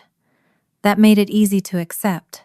I saved a screenshot with the date visible, not proof of a conspiracy, proof of the relay. A little later, Gregory's office emailed a 2-page administrative extract. There was nothing dramatic in it. No transcript. No confession. Just the kind of dull documentation I trusted because it had never been created to impress anyone. The session was listed for 1:00 p.m. Aaron's arrival was marked at 12:48. My name had a blank attendance box beside it. At 1:27, the session was marked unable to proceed, second party absent. I stared at 12:48. Aaron had been early. That fact hurt more than it deserved to. He had been late to school conferences, late to dinners, late picking Chloe up once because a job site problem ran over. I had spent years being angry at the way his work could expand until everyone else's time became flexible. But on that day, he had arrived 12 minutes early. It still did not mean the marriage would have survived. It did not erase the things he had done wrong. It did not transform him into the man I had needed 6 years too late. It meant he had planned to be in that room. I pulled out my old paper calendar again. Beside the mediation date, in my handwriting, was Chloe Mom pickup 2:30. That was why Diane had been in the communication chain at all. She was picking Chloe up after school because the session was supposed to run through the afternoon. The arrangement had been practical, ordinary, the kind of favor my mother had done 100 times.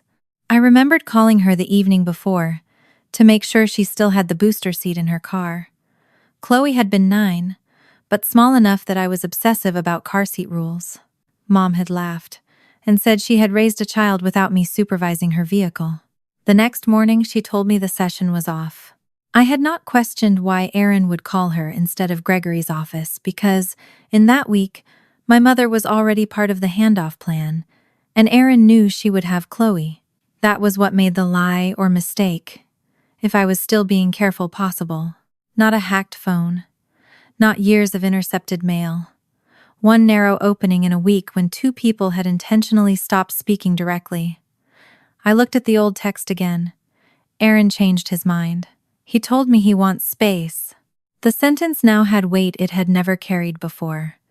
If Mom had misunderstood something, what exactly had she misunderstood? If Aaron had spoken to her, when? If he had wanted space badly enough to cancel, why had he checked into Gregory's office 12 minutes early? I wrote those questions in the same notebook I had been using for Chloe's medications, then immediately tore the page out and moved it to a separate folder. My daughter's fever schedule did not need to share paper with a 6-year-old marriage investigation. The gesture almost made me laugh. Almost. I called my mother. Dad answered her phone. Lauren, put Mom on. You need to stop this. Put Mom on. She's been a wreck since you started accusing us. I haven't accused you of anything yet. He reacted to the yet, but before he could answer, I heard Mom tell him to give her the phone. What now? She asked. No, hello. No question about Chloe. I did not mention the trust or the lake house. I gave her one sentence. He was there. Silence. Shorter than the silence after Chloe's speakerphone question. More controlled. Who? My mother was rarely stupid. I did not help her. Aaron, at the mediation session you told me he canceled. She exhaled. Lauren, this is what you're doing now? Digging up 6-year-old appointment records? He was there. I heard you. You told me he canceled. I told you what I understood. No. You texted me that he changed his mind and wanted space. Then her defense shifted. You were falling apart. I stared at the saved screenshot. That does not answer the question. You had stopped sleeping. You were crying at work. Chloe was watching you two tear each other apart every week. Aaron had hurt you enough. Did he cancel? I thought it was over. Did he cancel? You keep asking like one meeting would have magically fixed your marriage. I'm asking whether you told me something false. Dad's voice came from the background. Lauren, leave the past alone. Dad, stay out of this. No. You're upsetting your mother, upsetting Chloe, and turning Aaron into a saint because he's dead. He was not a saint. Then stop acting like he was. I'm not. Mom cut in. You found a bedroom and now you're rewriting your marriage. I found a scheduled mediation session he attended. You found a session that failed. Because I wasn't there. That was your choice. The cruelty of the sentence was that part of it was true. I had not gone. I had not verified. But my choice had been made inside information she gave me. I forced my voice lower. Why did you tell me he canceled? Mom went quiet. When she spoke again, the anger had thinned. I thought I was keeping you from another humiliation. There it was. Not a confession. Not enough. But no denial. Another humiliation. Yes. You decided I shouldn't go. I decided you were in no condition to let him do that to you again. You decided. Someone had to think clearly. My stomach turned. That sentence belonged to my mother more than any family photograph did. Someone had to think clearly. It was how she justified rearranging plans, calling people on my behalf, telling teachers what Chloe really meant, or deciding which relative should know something before I had agreed to tell them. Small things. Until they were not. Did Aaron tell you I shouldn't come? My mother paused. Too long. Then Dad said, Enough. Mom? We are not doing an interrogation. I asked one question, and I told you what I thought at the time. It was not an answer. I knew it. She knew I knew it.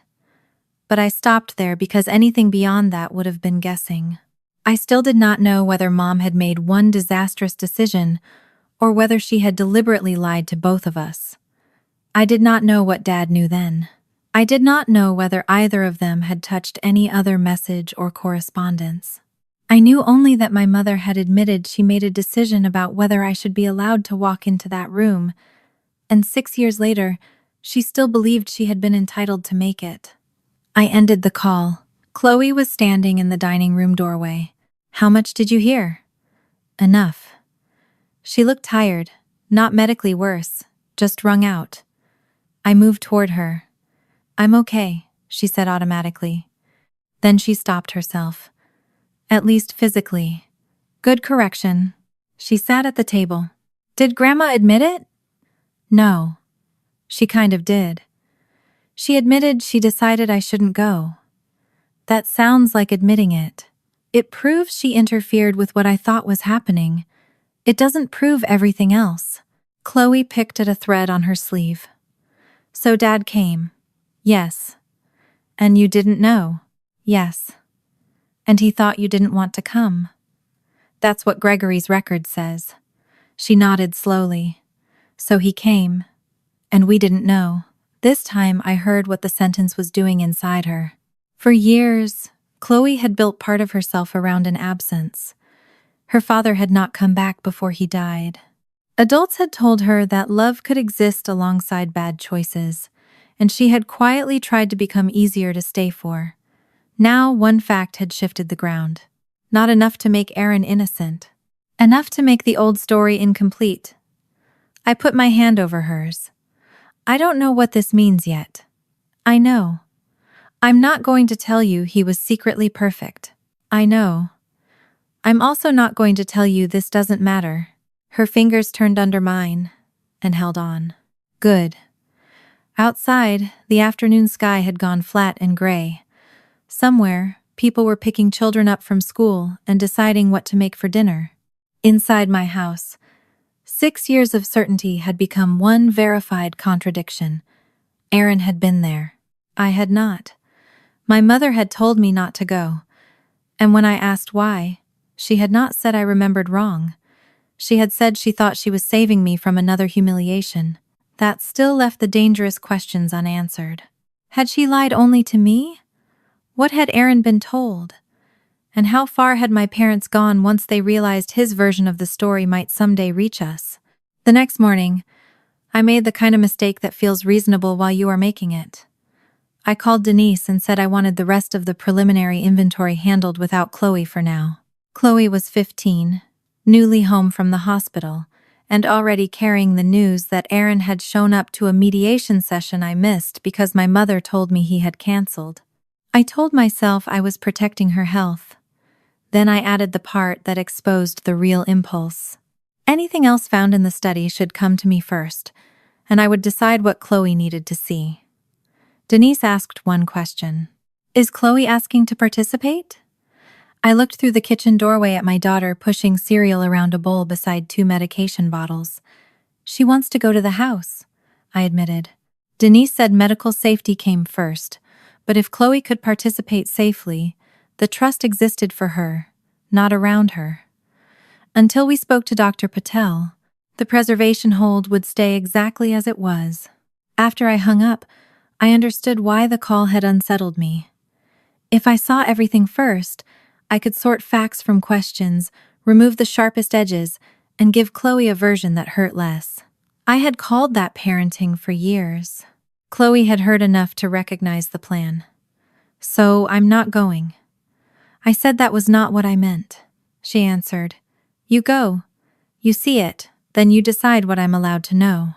When I pointed to her recent dizziness and hospital discharge, she said, I know I'm sick. Stop using it to answer a different question. I asked why being there mattered more than hearing about it from me. Her answer was simple. Everyone had a version of Aaron mine, Grandma's, Gregory's, and she did not want another version. It's my dad's house too, isn't it? Then I want to go. I thought about the first day of the month, when I had forced myself not to answer for her about treatment. Then we asked Dr. Patel, I said. If the doctor said no, we would ask what had to change. If she said yes, Chloe had to eat more than 3 bites of cereal. Emotional blackmail, she muttered. Breakfast, I said. Chloe heard enough of the call to know I had changed the plan. She waited until I carried her bowl to the sink. So I'm not going. I turned around. I didn't say that. You said you want everything to go through you first. For now. That means you go, you see it. Then you decide what I'm allowed to know. That is not what I said. Her eyebrows went up. I hated when she inherited my expressions accurately. You left the hospital less than a week ago, I said. You got dizzy standing up 2 days ago. This is not me hiding the lake house from you. I know I'm sick. I know you know. Then stop using it to answer a different question. The words landed harder because she did not raise her voice. I pulled out a chair and sat across from her. What question? Whether I get to be there. I almost gave her the answer that had lived in my mouth since she was born. I'm your mother. It is my job to decide what is safe. Instead, I asked, Why does being there matter more than me telling you what I find? She looked down at the table. For a moment, she was not the sharp 15-year-old who had challenged a trustee's language and corrected me when I tried to soften facts. She was just tired. Because everybody keeps telling me what Dad meant, she said. I stayed quiet. You told me he stopped trying. Grandma told me he hurt you and walked away. Then the house says something else. Gregory says he went to that meeting. Grandma says she was protecting you. Everybody has a version. She rubbed the heel of her hand against one eye. I don't want another version. What do you want? I want to see the place. I did not answer quickly enough. She looked at me then. It's my dad's house too, isn't it? Then I want to go. There was no speech after that. No declaration about rights or truth or growing up. She simply sat there, waiting for me to respond to a decision she had made about something that belonged to her life. I thought about the first day of the month, when Dr. Patel had offered Chloe a choice about continuing treatment, and I had forced myself not to answer first. That had felt like courage. This felt more personal. Then we asked Dr. Patel. I said. Chloe's shoulders lowered a fraction. If she says no, then we figure out what would have to change for her to say yes. And if she says yes? I glanced at the 3 bites of cereal in her bowl. Then you eat more than that before I drive you anywhere. She looked at the bowl. That is emotional blackmail. That is breakfast. She ate another spoonful without enthusiasm. At the clinic that afternoon, I did not ask Dr. Patel for permission, as if I were requesting a field trip. I described the actual plan. 90 minutes each way. A private house with no crowd. Denise and a property manager present. Chloe could wear a mask when anyone else was inside. Rest whenever she needed. Leave immediately if she felt unwell. And skip the study entirely if the visit became too much. Dr. Patel looked at Chloe rather than me. How long do you want to be there? Chloe shrugged. I don't know. An hour? Can you tolerate 90 minutes in a car right now? I tolerate my mother driving every day. I gave her a look. Dr. Patel almost smiled. Then she returned to the things that mattered. No fever, stable vitals, adequate hydration, no new symptoms, and the understanding that a good outpatient week did not erase the risk that had put Chloe in the hospital in the first place. She did not forbid the trip. She also did not bless it as harmless. If her morning check is stable and she feels up to it, a limited visit is reasonable, she said. But the medical part of that sentence is limited. I heard you, I said. Chloe said.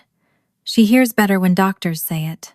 On the way home, I called Denise from the car using hands-free audio and told her Chloe wanted to participate in the beneficiary visit herself. Denise did not sound surprised. She adjusted the plan instead of debating it. Chloe's visit would be short. No disputed property would be released that day. The orientation could begin with the parts of the house already documented: the bedroom, general property history, the basic purpose of the trust. The secured study storage would remain closed until the inventory process was ready to handle it properly. That last part mattered. We still did not know what was behind the locked built-in section. We were not going to turn uncertainty into theater by forcing it open because my family had become suspicious. Denise proposed a visit later in the week, assuming Chloe's morning condition remained stable. Does anyone else need to know she's going? I asked. There was a short pause. Your parents currently have an unresolved informal request concerning personal items at the property. I need to notify them that the request remains on hold and give them a deadline if they intend to assert ownership formally. I do not need to give them Chloe's medical information. Don't. I won't. But they would learn something that mattered more to them than another blood count. They would learn Chloe herself was coming to the house. My mother tried to call Chloe less than 2 hours after Denise sent the notice. I knew because Chloe's phone lit up beside her on the couch. We had left my parents' numbers unblocked but silenced so messages could be preserved without ringing through at all hours. The screen showed Grandma, then went dark, then lit again. Chloe stared at it. I did not touch the phone. That's your choice, I said. She looked at me. You told her not to call me. I did. The phone stopped. A voicemail notification appeared. Then a text. Please call me. I need to explain something before your mother makes this worse. Chloe read it from the lock screen. Her mouth tightened.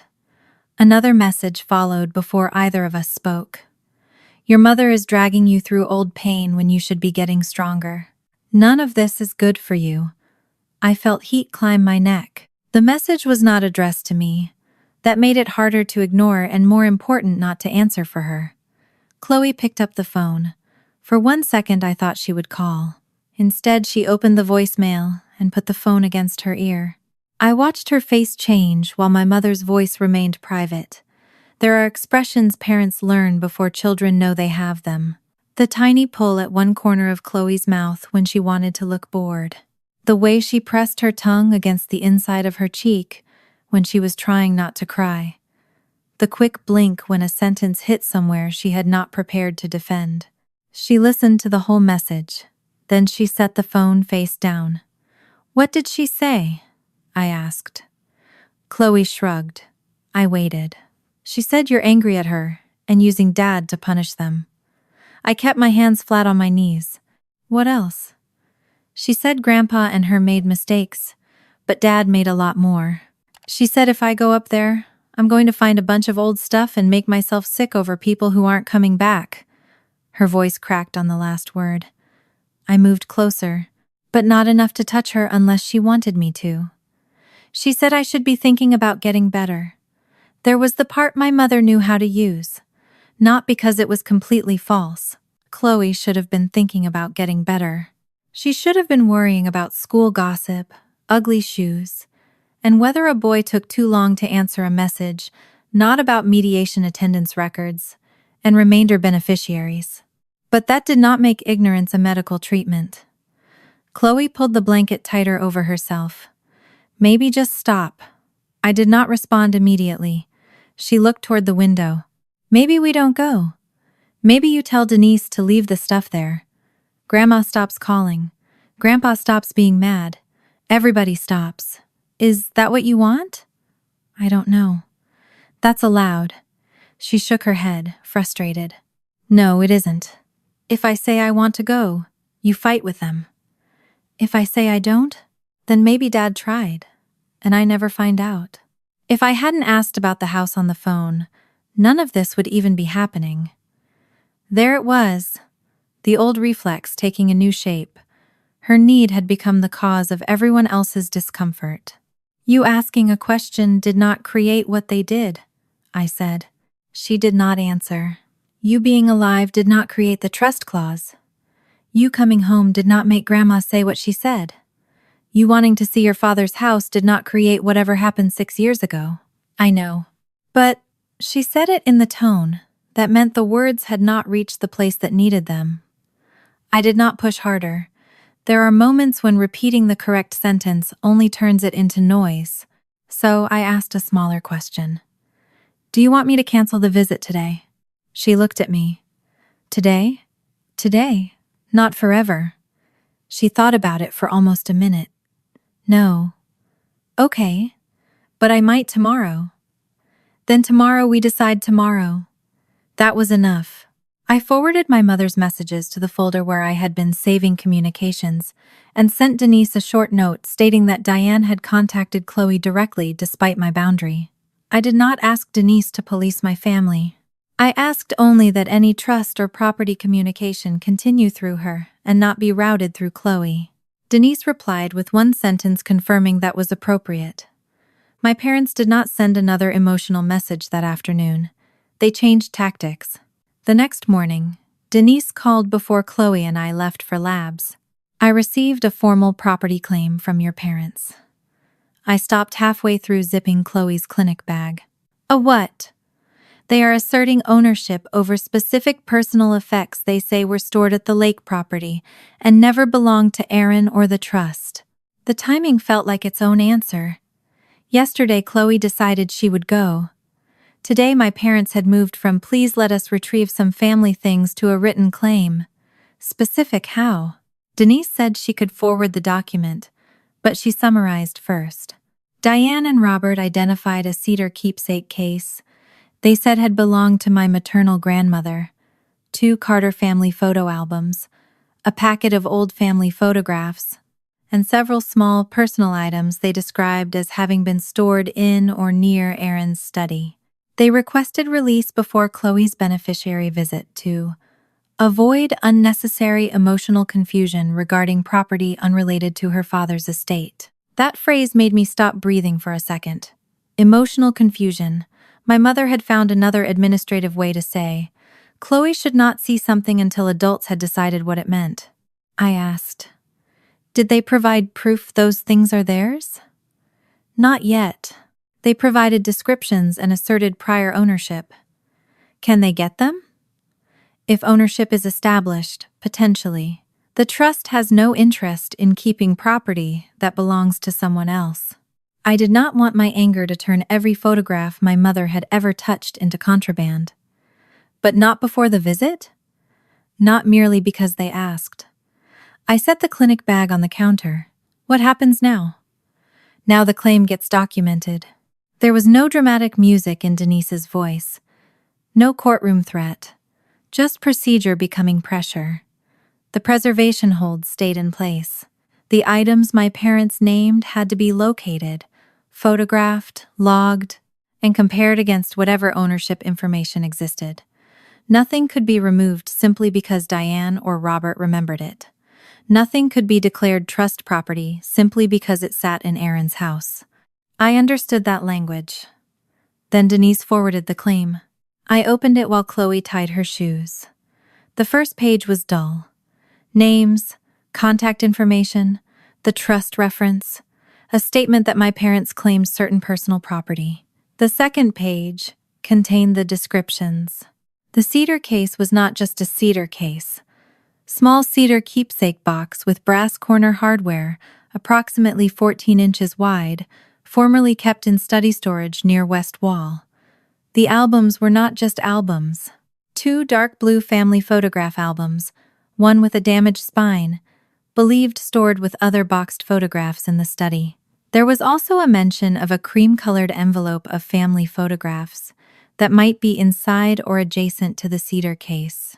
I read the descriptions twice. My parents had gone from vague to precise very quickly. I still did not know what that precision meant. Maybe the items really were theirs. Maybe my father had helped Aaron move them. Maybe my mother remembered where she had left family photographs years earlier. A location description was not proof of wrongdoing, but it was information. And information had become the thing I trusted most. Chloe came into the kitchen wearing a knit cap even though it was warm outside. What happened? I turned the phone toward myself, instead of automatically showing her. Then I caught the motion. It was small, instinctive.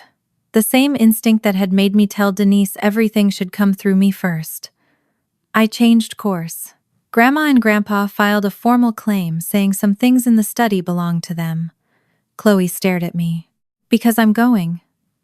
I don't know why they filed it now. You said yesterday Denise was going to tell them. Yes. And then they filed it. Yes. She looked toward her silent phone on the couch. Do they get to come when I'm there? No. Not unless Denise says there is a reason, and there isn't one right now. That answer visibly relieved her. I told her the claim did not mean my parents were lying about ownership. It meant they had turned their request into something the trustee had to evaluate. Chloe listened, then asked the only question that mattered to her. Does it stop me from going? No. She picked up the clinic bag. Then let's go get stabbed for blood again. It was not bravery. It was a 15-year-old refusing to let one problem eat the entire day. Her labs were stable enough that Dr. Patel did not change the plan. That afternoon, Denise told me the formal claim had not given my parents what they seemed to want. Some of the named objects might genuinely belong to the Carter family. If ownership could be established, the trust would eventually return them. Others were uncertain. But the claim gave Diane and Robert no right to enter the house or remove anything themselves. So what changes? I asked. The record, Denise said. Every contested item we can locate has to be photographed, logged, and evaluated before release. The secured study storage would remain closed until the inventory process was ready for it. Chloe's limited beneficiary visit would still go forward if she remained medically cleared. When I told her, she asked only, "So Grandma and Grandpa don't get to take the stuff first?" "No." "Because they filed the claim?" "Because once they made ownership a formal issue, Denise has to document what is actually there." Chloe looked at the forwarded list on my phone, the cedar case, the blue albums, the cream envelope, each described with a precision I still could not explain. "That seems badly planned," she said. "Only if getting their own property back was the only goal." I stopped there. Facts before conclusions. Their timing followed Chloe's decision to participate. Their descriptions were specific. Their claim did not give them access. And now, nothing they had named could quietly leave the lake house. Documentation. The thing my parents had been trying to get ahead of was mandatory. The formal claim did not give my parents more control. It put their claim on a record.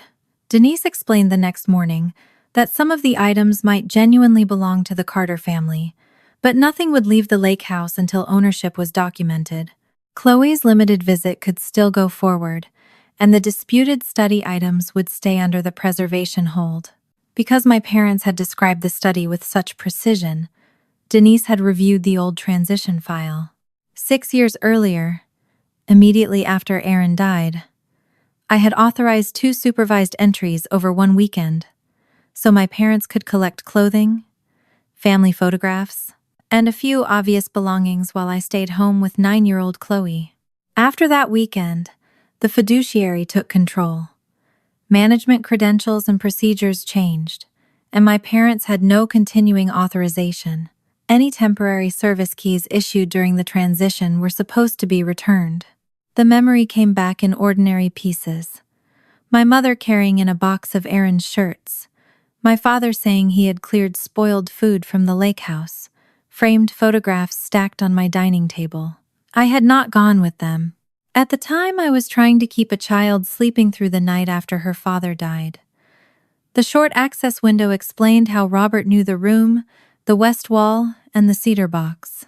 It did not explain why he and Diane were now so determined to control what happened there. When Chloe woke for medication, I told her the same thing, without making her drag it out of me. Grandma and Grandpa had been allowed inside briefly after Dad died. I had forgotten the details, not the visit itself. "Does that mean they already took stuff?" she asked. "I don't know. I'm asking now." She handed me the empty medicine cup and nodded. This time, "okay," meant only that she had heard me. Then I woke Chloe for medication. She opened one eye and said, "You look like you already had a meeting." "I had a phone call." Same face. I handed her the plastic cup. She swallowed the pills, drank water, and waited. I had learned that waiting was one of the ways Chloe forced adults to decide whether they were actually going to tell her something. So I told her. Grandma and Grandpa were allowed into the lake house right after Dad died, for a very short period. I authorized it. She sat up a little straighter. "You forgot." "I forgot the details." "That seems like a big detail." "It was 6 years ago, and that month had a lot of big details." She accepted that. I explained that the short access window could account for why Grandpa knew the study layout. It did not explain why they were trying so hard to control what happened there now. Chloe looked down at the medication cup in her hand.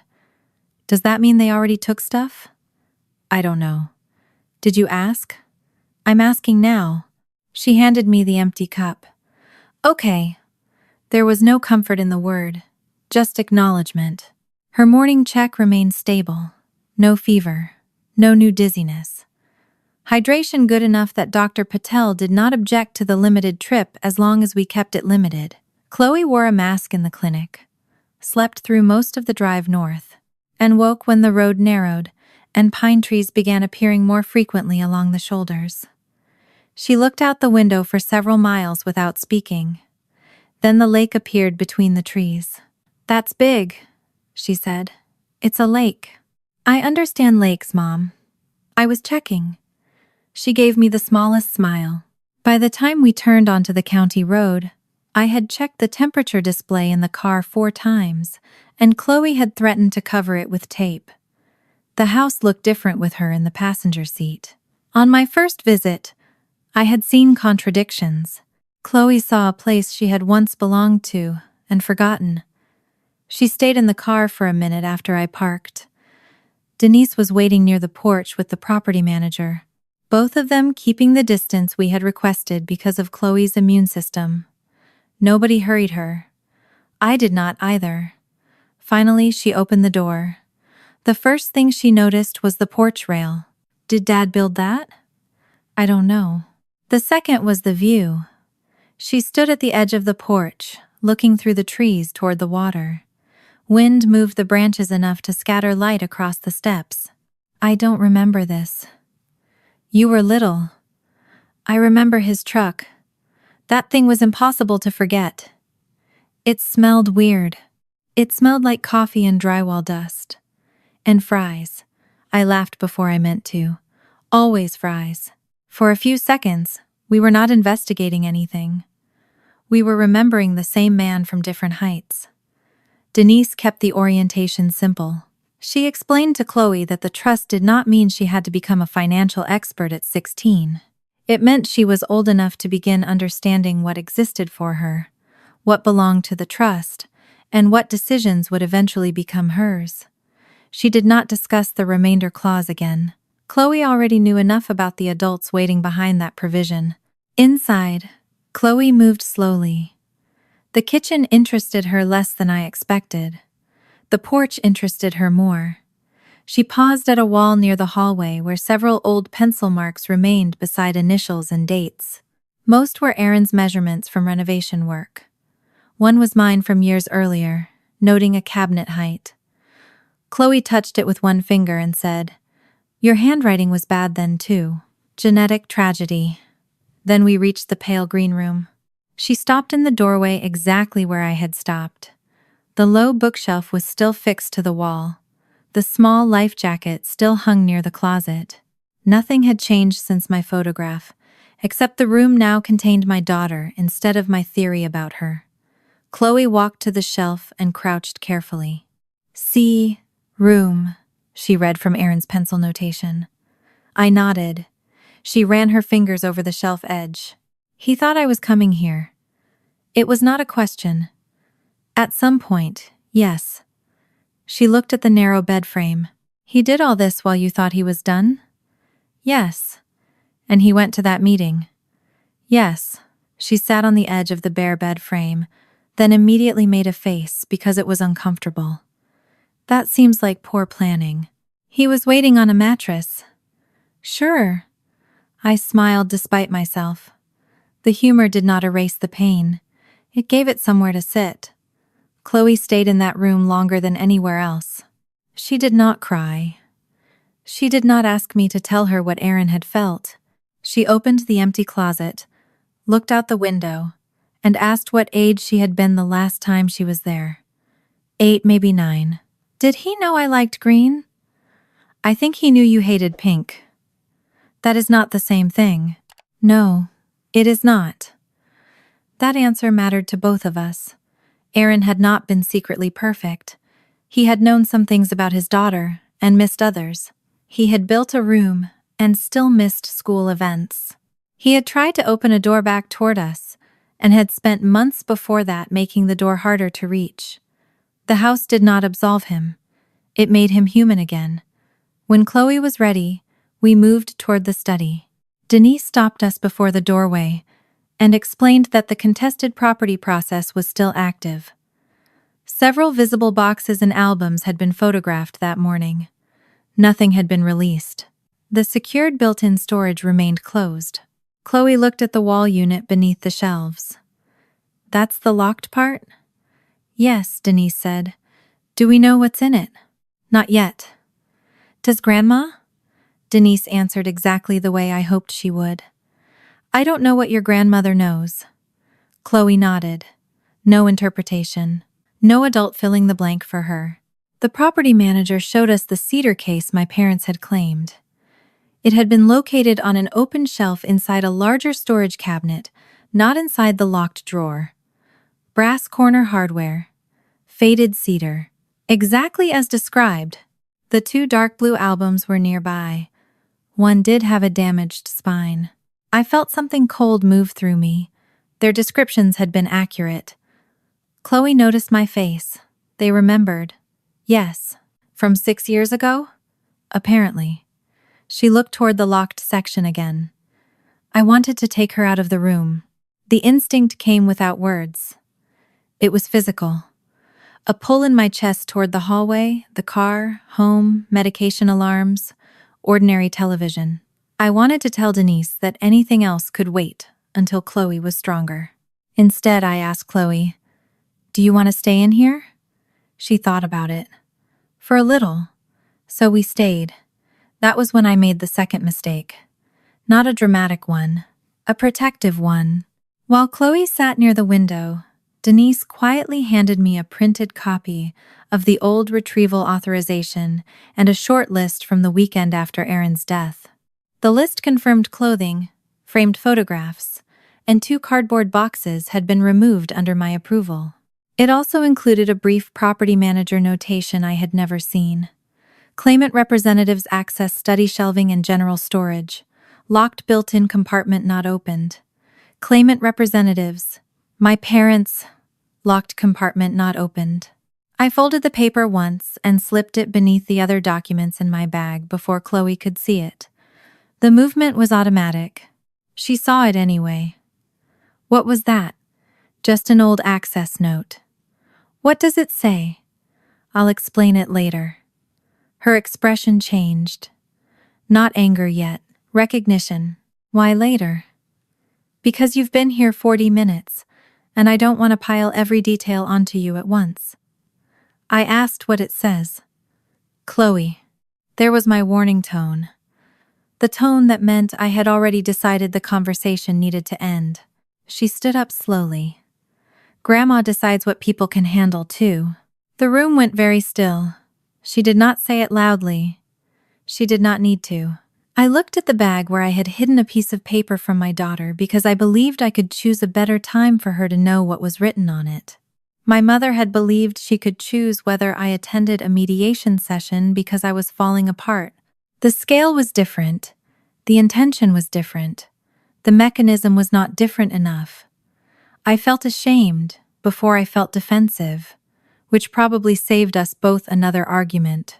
You're right, I said. Chloe blinked. I took the paper back out. I don't mean Grandma was right. I mean you're right about what I just did. I handed it to her. She did not snatch it. She read the note slowly. When she reached locked built-in compartment not opened, she looked at the wall unit. They tried it? The note doesn't say they tried to open it. It says it wasn't opened. That's a very mom answer. It's also the accurate one. She read it again. So they were in this room. Yes. And then the locks changed. Yes. And now they filed a claim because I'm coming here. Yes. She handed the paper back. What else are you not telling me? The question hurt because I deserved it. I sat on the edge of Aaron's old desk chair and answered with categories instead of details I did not have. There are old communications from the week Dad died that I'm reviewing. There are records about the mediation. There may be personal papers here that nobody has inventoried yet. I do not know what they say. I do not know whether any of them change what we already know. Chloe listened. And you are going to read all of it first? Yes. Then tell me the safe version. I did not defend myself. Yes. She looked toward the water through the study window. After a moment she said, I don't want everything all at once. That surprised me. I know. No, I mean I really don't. I'm tired. I know. But I want to know what kind of thing exists before you decide I can't handle it. There it was. Not a demand for every raw document. A demand not to be managed through ignorance. I can do that, I said. She looked at me skeptically. I can learn to do that, I corrected. That answer she believed a little more. We agreed on something simple before leaving the study. If new material appeared, I would tell Chloe what kind of material it was and what question it might affect. She could choose whether she wanted to see it immediately, later, or not at all. Medical safety still mattered. So did pacing. But information about her father would no longer disappear into a category called "not now" without her knowing the category existed. The decision changed our relationship more than I understood in the moment. It also changed what happened next. After Chloe left the study to rest on the porch, Denise and the property manager continued documenting the visible items connected to my parents' claim. I stayed nearby, close enough to answer questions but far enough that Chloe could sit outside without feeling watched. My parents had been offered a limited supervised identification window later that afternoon. They were not allowed to remove anything. Denise had agreed only because, if they claimed ownership, they needed an opportunity to identify what they meant and provide supporting information. Chloe and I were already preparing to leave when Diane and Robert arrived. I saw their car through the porch trees. Chloe stiffened. They're coming here? They're not coming for you. Denise scheduled a separate claimant identification. We're leaving now. She did not argue. We crossed paths only at a distance near the driveway. My mother started toward us, but Denise stepped between the two parts of the afternoon with the calm authority of someone enforcing a schedule rather than a family boundary. Not during Chloe's visit, she said. Mom stopped. Dad's eyes went past me toward the house. Not toward Chloe, toward the study side of the house. It was a small thing. I noticed it anyway. I got Chloe into the car and waited until she had water, medication, and the seat reclined slightly before I turned the engine on. Do you want to go? I asked. She looked toward the house one last time. Yes. We drove away. I did not know until later what happened during my parents' supervised identification window. Denise told me that evening. The cedar case and albums had been documented. My mother insisted the albums contained Carter family photographs and began listing relatives who could verify them. My father focused on the cedar case and the shelving around it. He also corrected the property manager twice about where certain storage had been located 6 years earlier. That detail mattered less than what came after. While the inventory team was cataloging a labeled envelope of spare hardware from Aaron's desk area, the property manager found a small metal key taped inside the envelope. The label, in Aaron's handwriting, read, "Study built in." The key was not evidence of anything by itself. It was a key. But Denise tested it against the exterior lock of the built-in desk drawer without opening the drawer fully. It fit. My father saw it happen. Denise told me he had gone completely still. Then he asked when they planned to open the compartment, not whether. When? Denise answered that the drawer would be opened, photographed, and inventoried the next morning under the preservation hold. My mother immediately objected that contested family property might be inside. Denise told her that was exactly why the inventory had to happen before anything could be released. The formal claim had reached its logical end. My parents had asked for ownership to be recognized. The trust responded by requiring a record.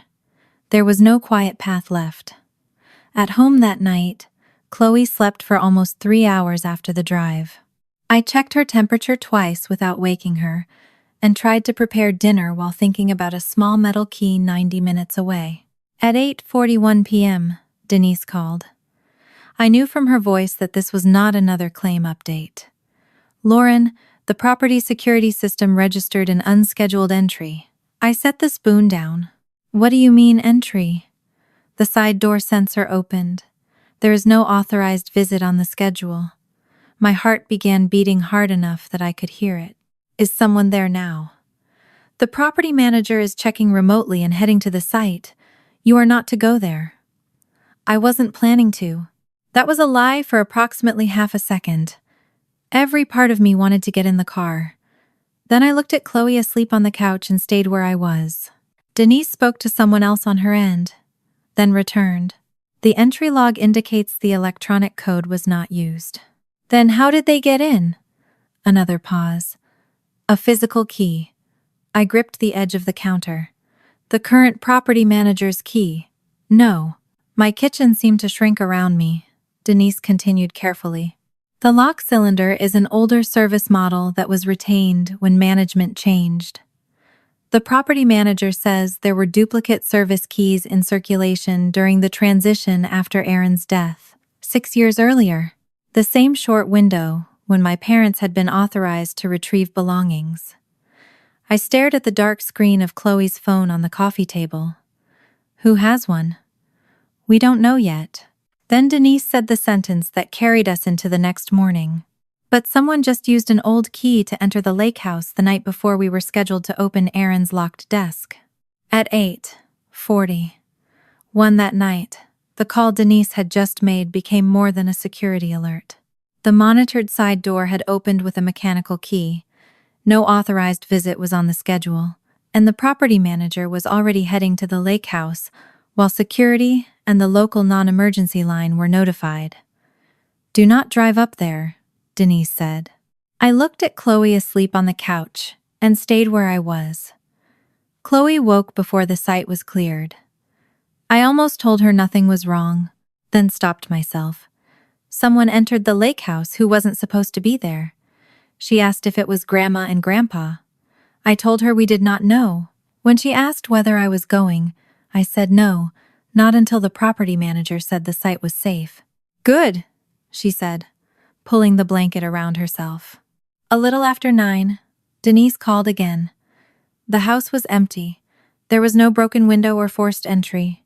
Whoever had gone in had used a key, gone straight to the study, disturbed the built-in desk area, and tried without fully opening the locked drawer.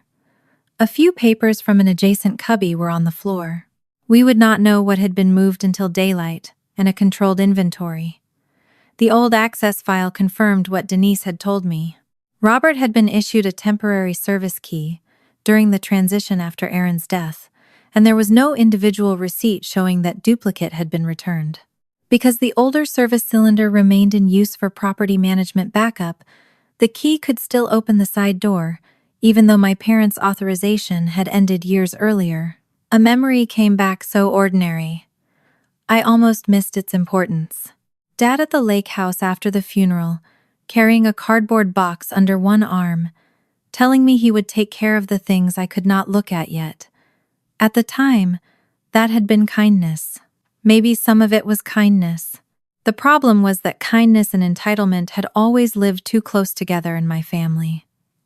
"What kind of key was used tonight?" I asked. "The mechanical pattern is consistent with one of the old service duplicates." Consistent. Not proof of whose hand had held it. I said, "I want the access file. You'll have it. And the photographs, when they're released to the trust. And nothing gets moved until—" "Lauren," I stopped. "I have already frozen all non-essential access. Nobody is releasing anything.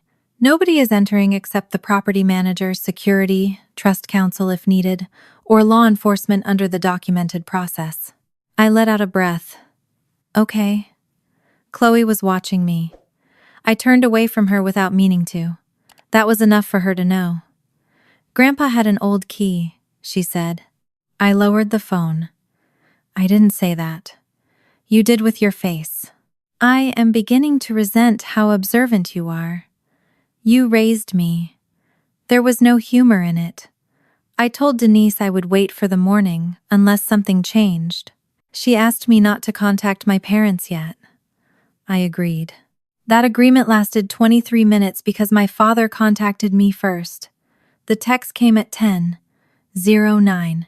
"You need to tell Denise to stop treating us like criminals." I stared at the screen. Chloe saw my expression. "Is it them?"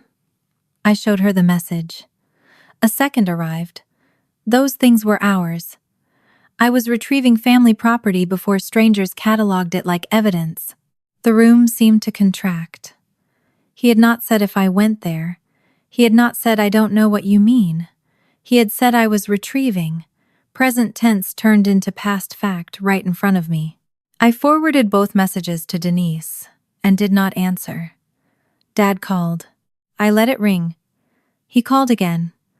Then Mom. Then a message from her appeared. Your father should not have gone without telling anyone, but this has become completely unreasonable.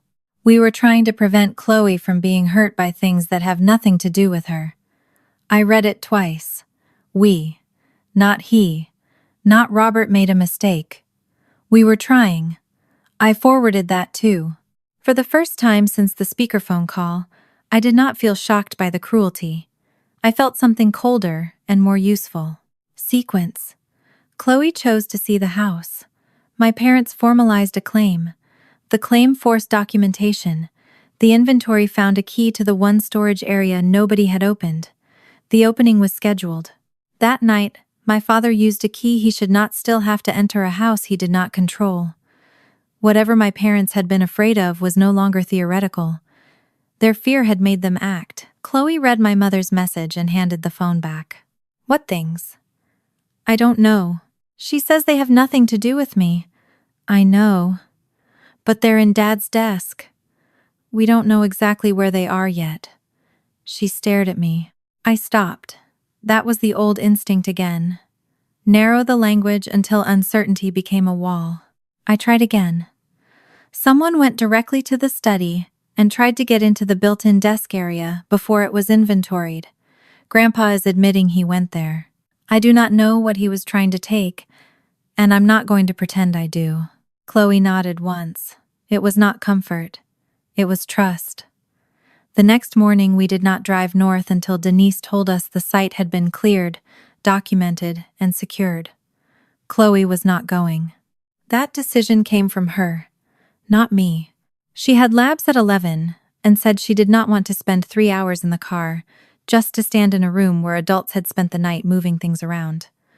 I want to know what you find, she said. You will.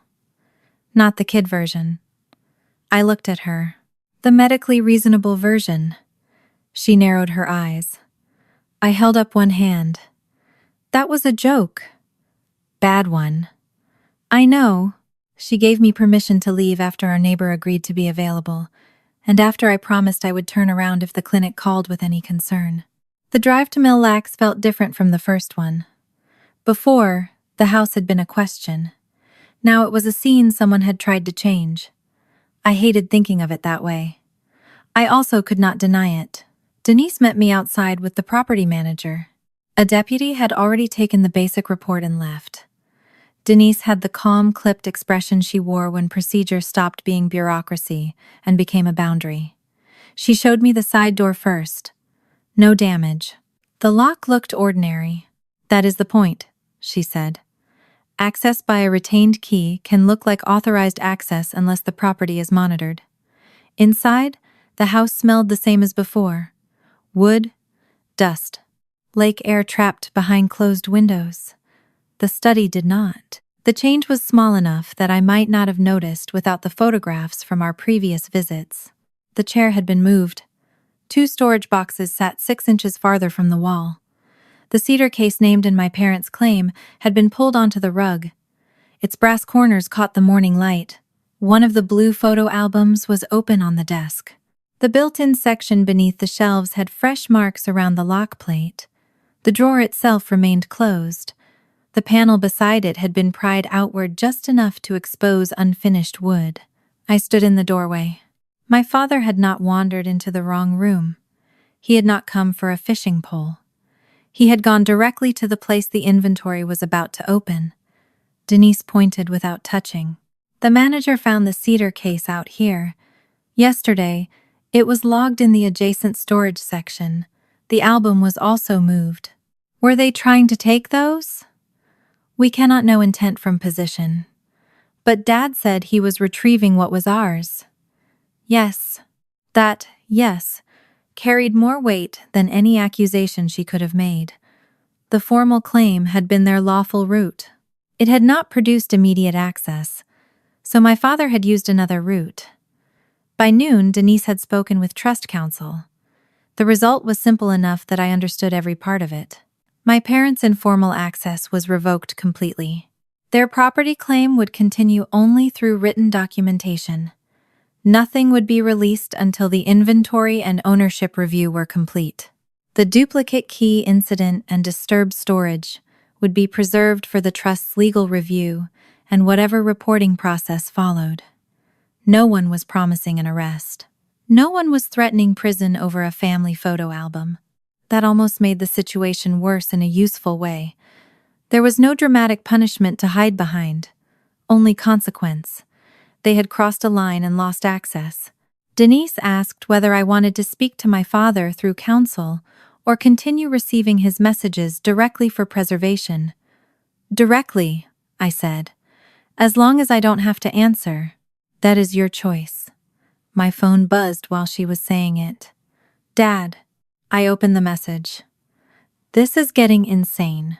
I had that key because Aaron asked me to help with the property. Nobody stole anything. I went for Carter property before your trustee turned family memories into a legal exhibit. I showed Denise. She took a screenshot for the file with my permission. Then I asked the question that had been sitting underneath everything since the night before. If he had the key for 6 years, why now? Denise looked at the built-in desk. She did not answer for my father. She did not have to. I could finally see the shape of it. 6 years ago, after Aaron died, I had given my parents a short window to collect clothing and obvious family belongings before the trustee took over. Dad had been in this study and had seen the built-in desk. Then the locks changed, management began, and casual access ended. The drawer stayed unopened because Chloe was 9, and nobody needed a complete personal effects inventory then. For 6 years, whatever Dad feared might be inside remained uncertain rather than accessible. Now the uncertainty had an expiration date. Chloe had survived. Her 16th birthday orientation was approaching, and the inventory team had found the drawer key.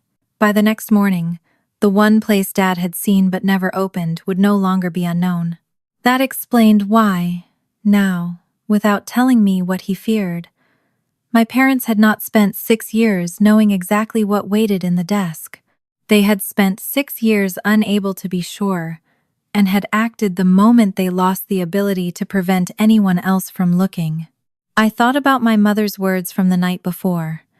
We were trying to prevent Chloe from being hurt by things that have nothing to do with her. What did Dad see and hear after Aaron died? I asked.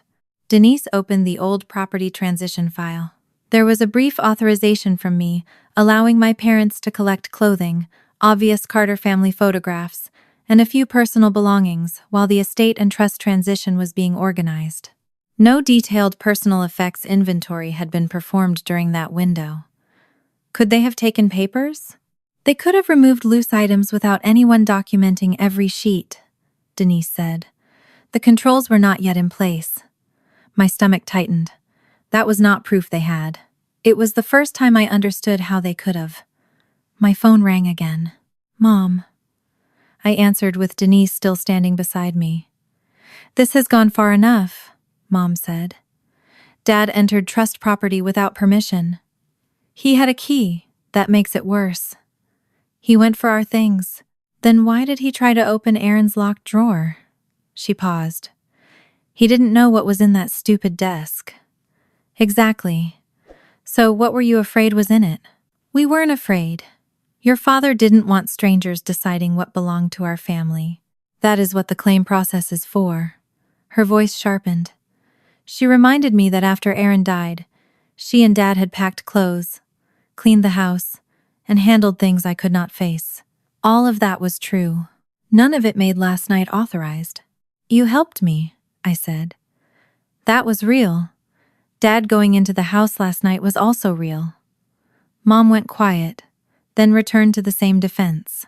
They were trying to keep Chloe from being dragged through more of Aaron's mess. When I asked what mess, she slipped once. He wrote things when he was angry. My pulse changed. What things? I mean generally. No, you don't. I am not discussing a dead man's private papers with you. Then stop trying to remove them from his desk. She hung up. That did not prove what she knew. It did tell me she had moved from talking about family photographs to talking about Aaron's private papers without me supplying the category first. I wrote down the exact wording and the call time before memory could smooth either one. At 1 p.m, the controlled inventory began. The property manager photographed every moved item first. The cedar case stayed where it had been found until it was logged. The photo album was closed only after its open page was photographed. Nothing inside either object explained why my parents had come. The cedar case actually did contain Carter family photographs and a few small keepsakes that appeared plausibly connected to my mother's family. That mattered. Their claim was not completely invented. They had wrapped a real ownership dispute around something else. The blue albums were similarly mixed holidays, birthdays, photos of Chloe as a toddler, pictures of my parents with Aaron before our relationship turned complicated. There was no confession tucked behind a photograph, no hidden document labeled "The Truth." Then we reached the built-in desk. The small key found the previous day slid into the drawer lock. Denise stopped before turning it. "You understand we are documenting, not interpreting." "Yes." She looked at me long enough to make sure I meant it. Then the drawer opened. The first thing inside was a work notebook. Black cover, bent corner, Aaron's handwriting on a strip of masking tape across the front. "Mill Lax, closeout." Below it sat a thin, plastic correspondence sleeve. The kind construction offices used to keep receipts and papers together. Neither object looked important enough to justify a night drive. The property manager photographed them in place. Then Denise lifted the notebook. Several loose sheets beneath it were no longer aligned with the dust marks around them. One edge of the sleeve was creased, as if someone had pulled at it and shoved it back. "Was anything removed?" I asked. "We cannot know from this alone." The notebook was mostly what its label promised. Measurements, contractor initials, hardware lists, a note about the stair rail, a reminder to pay Raymond. Then, near the back, dates replaced measurements. G. Sloan. One date I already knew, a short notation beside it. L. Not coming D, says she decided. I stared at the line. It did not say my mother lied. It did not say Aaron believed her forever. It did not tell me who had spoken to whom. It was a dead man's shorthand, but it placed Diane's initial beside the same absence Gregory's record had already confirmed. Denise turned the page. There was another notation 2 days later, about Sunday, and the lake house. No explanation, just enough to tell me Aaron's thinking had continued after the failed session. Then we opened the correspondence sleeve. Most of it was ordinary. Contractor estimates, a copy of an insurance notice, an unsigned change of address form. Near the back was a single sheet folded once. Not a love letter, not an apology. A draft. Aaron's handwriting crossed out the first sentence and started again beneath it. Lauren, I don't want another conversation through other people. The next lines were brief. He wanted me to come to the lake house on Sunday. He wanted us to talk directly before either of us decided what came next. There was no promise we would reconcile, no claim he had changed, no grand declaration, just an invitation to the conversation I had spent 6 years believing he had stopped wanting. I read it once, then a second time. At the bottom, beside the fold, Aaron had written one practical reminder to himself. Give sealed copy to Diane for L. The room went very still. My mother had told me Aaron canceled the mediation. Aaron had gone anyway. Afterward, he had written another attempt to reach me. And according to the draft sitting inside the desk my father had tried to open the night before, Aaron had planned to put that attempt in my mother's hands. For the first time, I was no longer asking whether Diane had been close enough to the final days of my marriage to interfere. I was looking at proof that Aaron had deliberately placed her in the path of one more message. What I still did not know was what she had done with it. I did not leave the lake house with an answer. I left with a sequence, and by then the sequence was stronger than any single document. Gregory proved Aaron had shown up to the last mediation session. Raymond and the renovations showed that, during the same period, Aaron was still making room for Chloe and me at the lake house. My old text showed Diane telling me he had canceled. Aaron's notebook recorded the opposite message on his side. L not coming. D, says she decided. The draft in the locked desk showed that even after the failed session, he tried once more to arrange a direct conversation. None of that made Aaron a perfect husband or proved our marriage would have survived. It proved something narrower and harder to dismiss. The story I had lived with for 6 years had been shaped by information that did not match the record. Robert's unauthorized return to the study made the remaining question urgent. My parents had feared whatever the locked drawer might still corroborate enough to cross a present-day boundary to reach it. I drove home with copies of the relevant pages, while the originals stayed with the trust. Chloe looked at my face and said, "Something was there." I told her the category first, as we had agreed.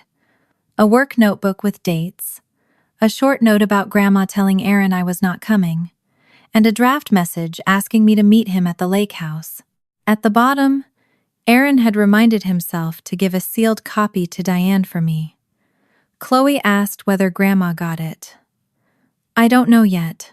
She wanted to know when I knew, but she did not want to read the draft that day. After she went upstairs to rest, I laid the dates across the dining table. The mediation had been confirmed for both of us. Diane texted me that morning saying Aaron changed his mind and wanted space. Aaron arrived anyway. His notebook recorded Diane telling him I had decided not to come. 2 days later, the notebook mentioned Sunday and the lake house. The draft gave the time 2 o'clock and asked for one conversation without other people between us. 3 days later, Aaron died in an unrelated traffic accident. The scope was finally small enough to believe without becoming smaller in consequence. Aaron and I had chosen one short no direct contact window. Inside it, Diane could have delivered one false message to me, another to him, and withheld one sealed note at exactly the wrong time. After his death, the brief retrieval window gave my parents a chance to remove some loose papers, while the locked drawer remained beyond them. They had not controlled every communication for years. They had only needed to control a few moments that could not be repeated. The next morning, Denise told me my parents had been asked to come to her office that afternoon to acknowledge the no-access restrictions and respond in writing about the duplicate key incident. I asked to attend. I did not need Denise to solve the family confrontation for me. I needed a documented room in which my parents could no longer quietly change the subject. "You can," she said. "But Lauren, if you are planning a family confrontation, I need to know what you expect from me. Nothing except a room and a witness to what is said." There was a pause. "I can do that." I did not bring Chloe. She had no reason to sit through adults defending decisions made when she was 9. I told her where I was going and why. "Are you going to ask about the note?" she said. "Yes." "Are you going to yell?" "I'm going to try not to." She considered that. "That means yes." "It means I'm 35 and self-aware." "That is not what self-aware means." For a second she smiled. Then she said, "Don't let Grandma turn it into Dad being perfect." The sentence surprised me. "I won't." "He wasn't." "I know." She looked down at the cuff of her sweatshirt. "But not being perfect isn't the same as not trying." "No," I said, "it isn't." That was the truth I carried into Denise's conference room. My parents were already there when I arrived. Dad sat with both hands folded on the table, jaw tight. Mom had a legal pad in front of her even though she had not written anything. Denise sat near the end of the table with the access notice and property claim file. She made clear at the beginning that the trust decisions about access were not being negotiated in that room. My parents could submit ownership documentation through the established process. The unauthorized entry and disturbed study remained under review. Dad started to object. I stopped him. I'm not here to argue about the key. His eyes shifted to me. Mom said, "Then why are you here?" I put one sheet of paper on the table, not Aaron's draft, my timeline, because I finally know what week to ask about. My mother leaned back. I began with the part no one could dispute. Aaron and I had been separated. We were angry. He had hurt me. I had hurt him. We agreed to a short, no direct contact period because every conversation had become a fight. Gregory's office scheduled a mediation session and confirmed it with both of us. "Aaron went," I said. "I didn't." Mom's mouth tightened. "We have already been through this." "No. We went through why you thought I shouldn't go. We never went through what you told each of us." Dad said, "You're building a case out of a dead man's scribbles. I'm building a timeline out of records created by different people for different reasons." I did not raise my voice. That helped more than I expected. I told them Gregory's record showed Aaron arrived at 12:48. I showed my mother's text telling me Aaron had changed his mind. I told them Aaron's notebook recorded the opposite message on his side. "L, not coming, D," says she decided. For the first time, Dad looked at Mom instead of me. She said, "D could mean anyone." "It could. If nothing else connected you to that day. You are determined to make this sinister." "No, I'm determined to make it specific." I told them about Raymond's invoices and the room Aaron had been preparing for Chloe. I told them about the line in the contractor notes referring to next family use. I did not claim it meant Aaron and I were definitely reconciling. Mom did that for me. "One bedroom does not mean you were going back to him." "I know." The answer took some of the force out of her. I continued. "One mediation session doesn't mean I would have gone back either. Maybe I would have sat across from him and decided the marriage was over. Maybe he would have said something stupid in the first 10 minutes, and I would have left. Maybe we would have tried for a month and failed anyway." Dad frowned. "Then what is the point of all this?" "The point is that I was supposed to be the person who decided." The room went quiet. Mom looked away first. I told them there had been another attempt after the failed mediation. A short note. Aaron wanted a direct conversation at the lake house before we decided what came next. Mom's face did not change enough for anyone who did not know her. I knew her. "Did Aaron give you a sealed envelope for me?" I asked. "No," the answer came quickly. Dad shifted in his chair. Mom added, "I do not remember every piece of paper Aaron handed anyone 6 years ago." "That isn't what I asked." I said no. I let the silence sit. Then I gave her the wrong detail. "The draft says he wanted me at the lake house Saturday at noon." My mother corrected me before she had time to choose not to. It was Sunday at 2. Nobody moved. The sound in the room changed. The heating system clicked somewhere in the ceiling. A car passed outside the office windows. Denise did not say a word. Mom's face went blank. Dad closed his eyes. I looked directly at her. "What did you just say?" She swallowed. "I said I thought, no, you said Sunday at 2. Her hand moved toward the legal pad and stopped. I had not shown her the draft. I had not sent my parents a copy. Denise had not disclosed its wording because it remained part of the inventoried trust materials. The copy we found had spent 6 years inside a drawer my father never managed to open. The original sealed note was the only other version we knew Aaron had created, and it had been meant to pass through Diane. "You read it," I said. Mom's eyes flashed. He put me in the middle. "That was not a denial. You told me 30 seconds ago he never gave you anything. He should never have used me like that. Did he give you the envelope?" She looked at Dad. He said quietly, "Diane, not stop, tell it." Mom pressed both hands flat on the table. "Yes." The word did not explode. It landed. I had spent a week waiting for some dramatic piece of evidence to make the past simple. In the end, the truth entered the room in one syllable. "What did you do with it?" "I read it." "How?" It wasn't hard to open and reseal an envelope. My stomach turned, but I kept my voice level. And then? I did not give it to you. Dad stared at the table. I asked the next question. What did you tell Aaron after I missed the mediation? Mom's jaw tightened again. That you were done being humiliated. That is not what his note says you told him. She did not answer. Dad did. She told him you had decided not to come. I looked at him. The denial was over. The defense had changed shape. Dad spoke faster now, as if speed could turn admission into justification. Aaron had walked out. Aaron had missed things with Chloe. Aaron had left me crying at their kitchen table. They had watched me lose weight, lose sleep, rearrange childcare, cover for him, wait for him to become someone dependable. Mom had believed that one more meeting would pull me back into the same cycle. Most of those facts were true. That explains why you hated him, I said. It does not explain why you got to answer for me. We were protecting you, Mom said. There it was again. Protecting. The word my family used when it meant deciding.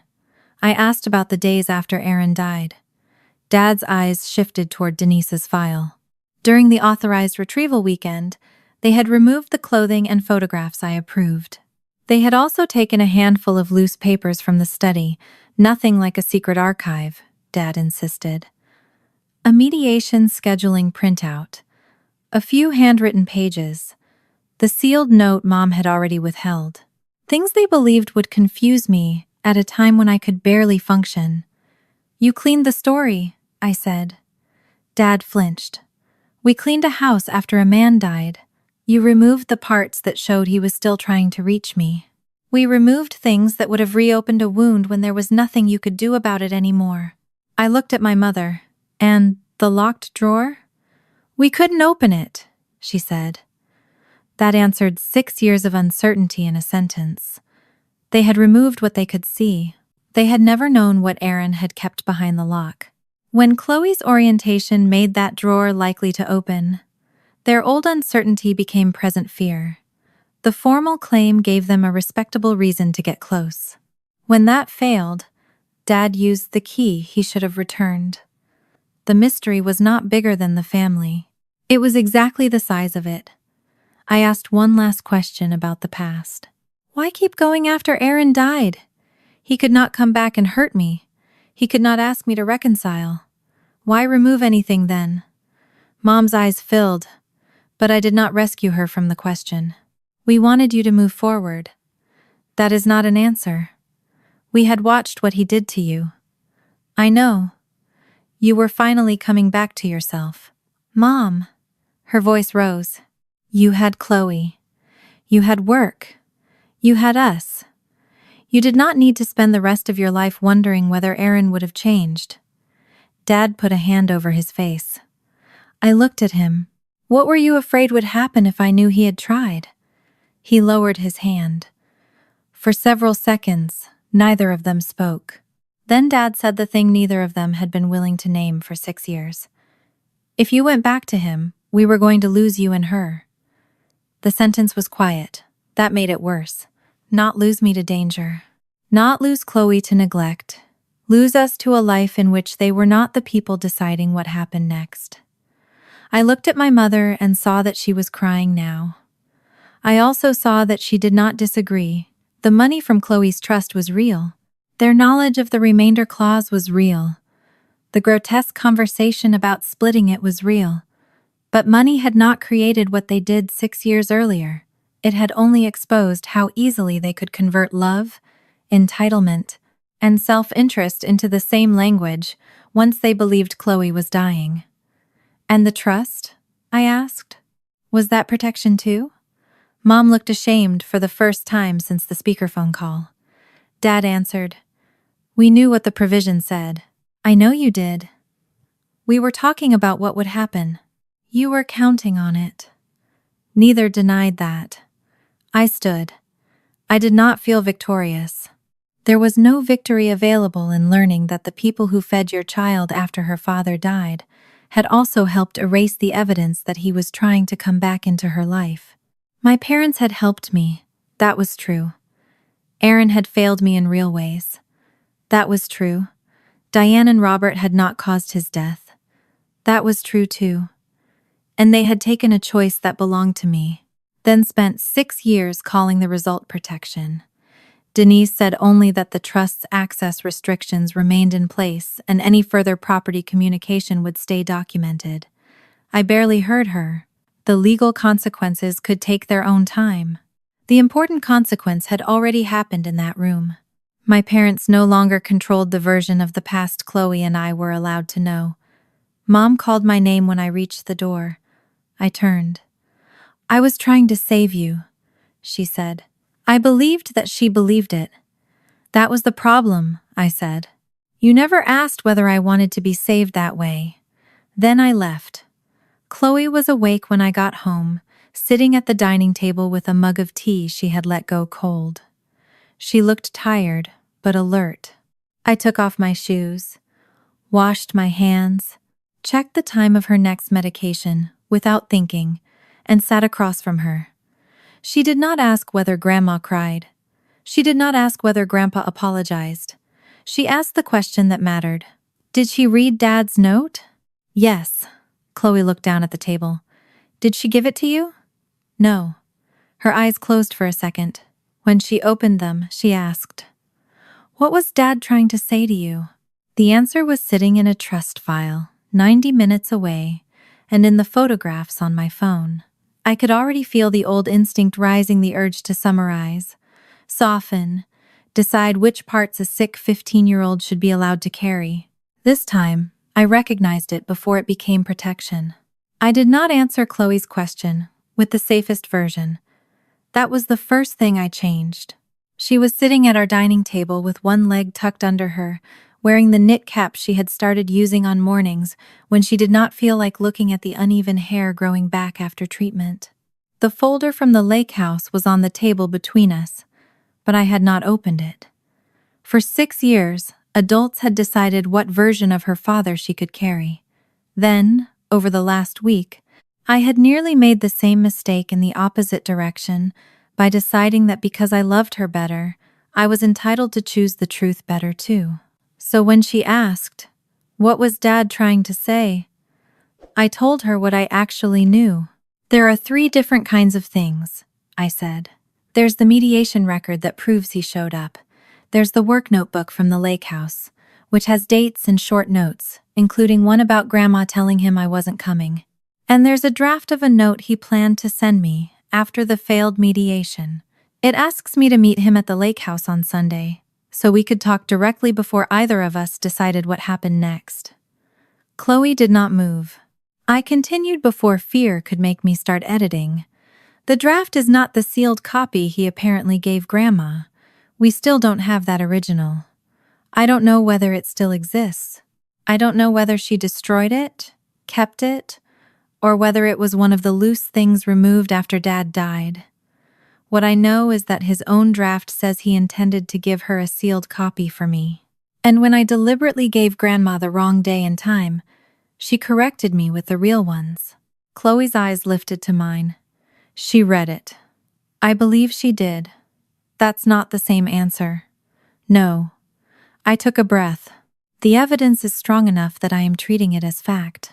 She knew a detail she could not reasonably have known otherwise, and she admitted enough around it that I'm not going to hide behind careful wording just because careful wording feels safer. Chloe looked down at the folder. "Can I read it?" That question frightened me more than I expected. Not because the draft contained anything terrible. It was the opposite. It contained almost nothing.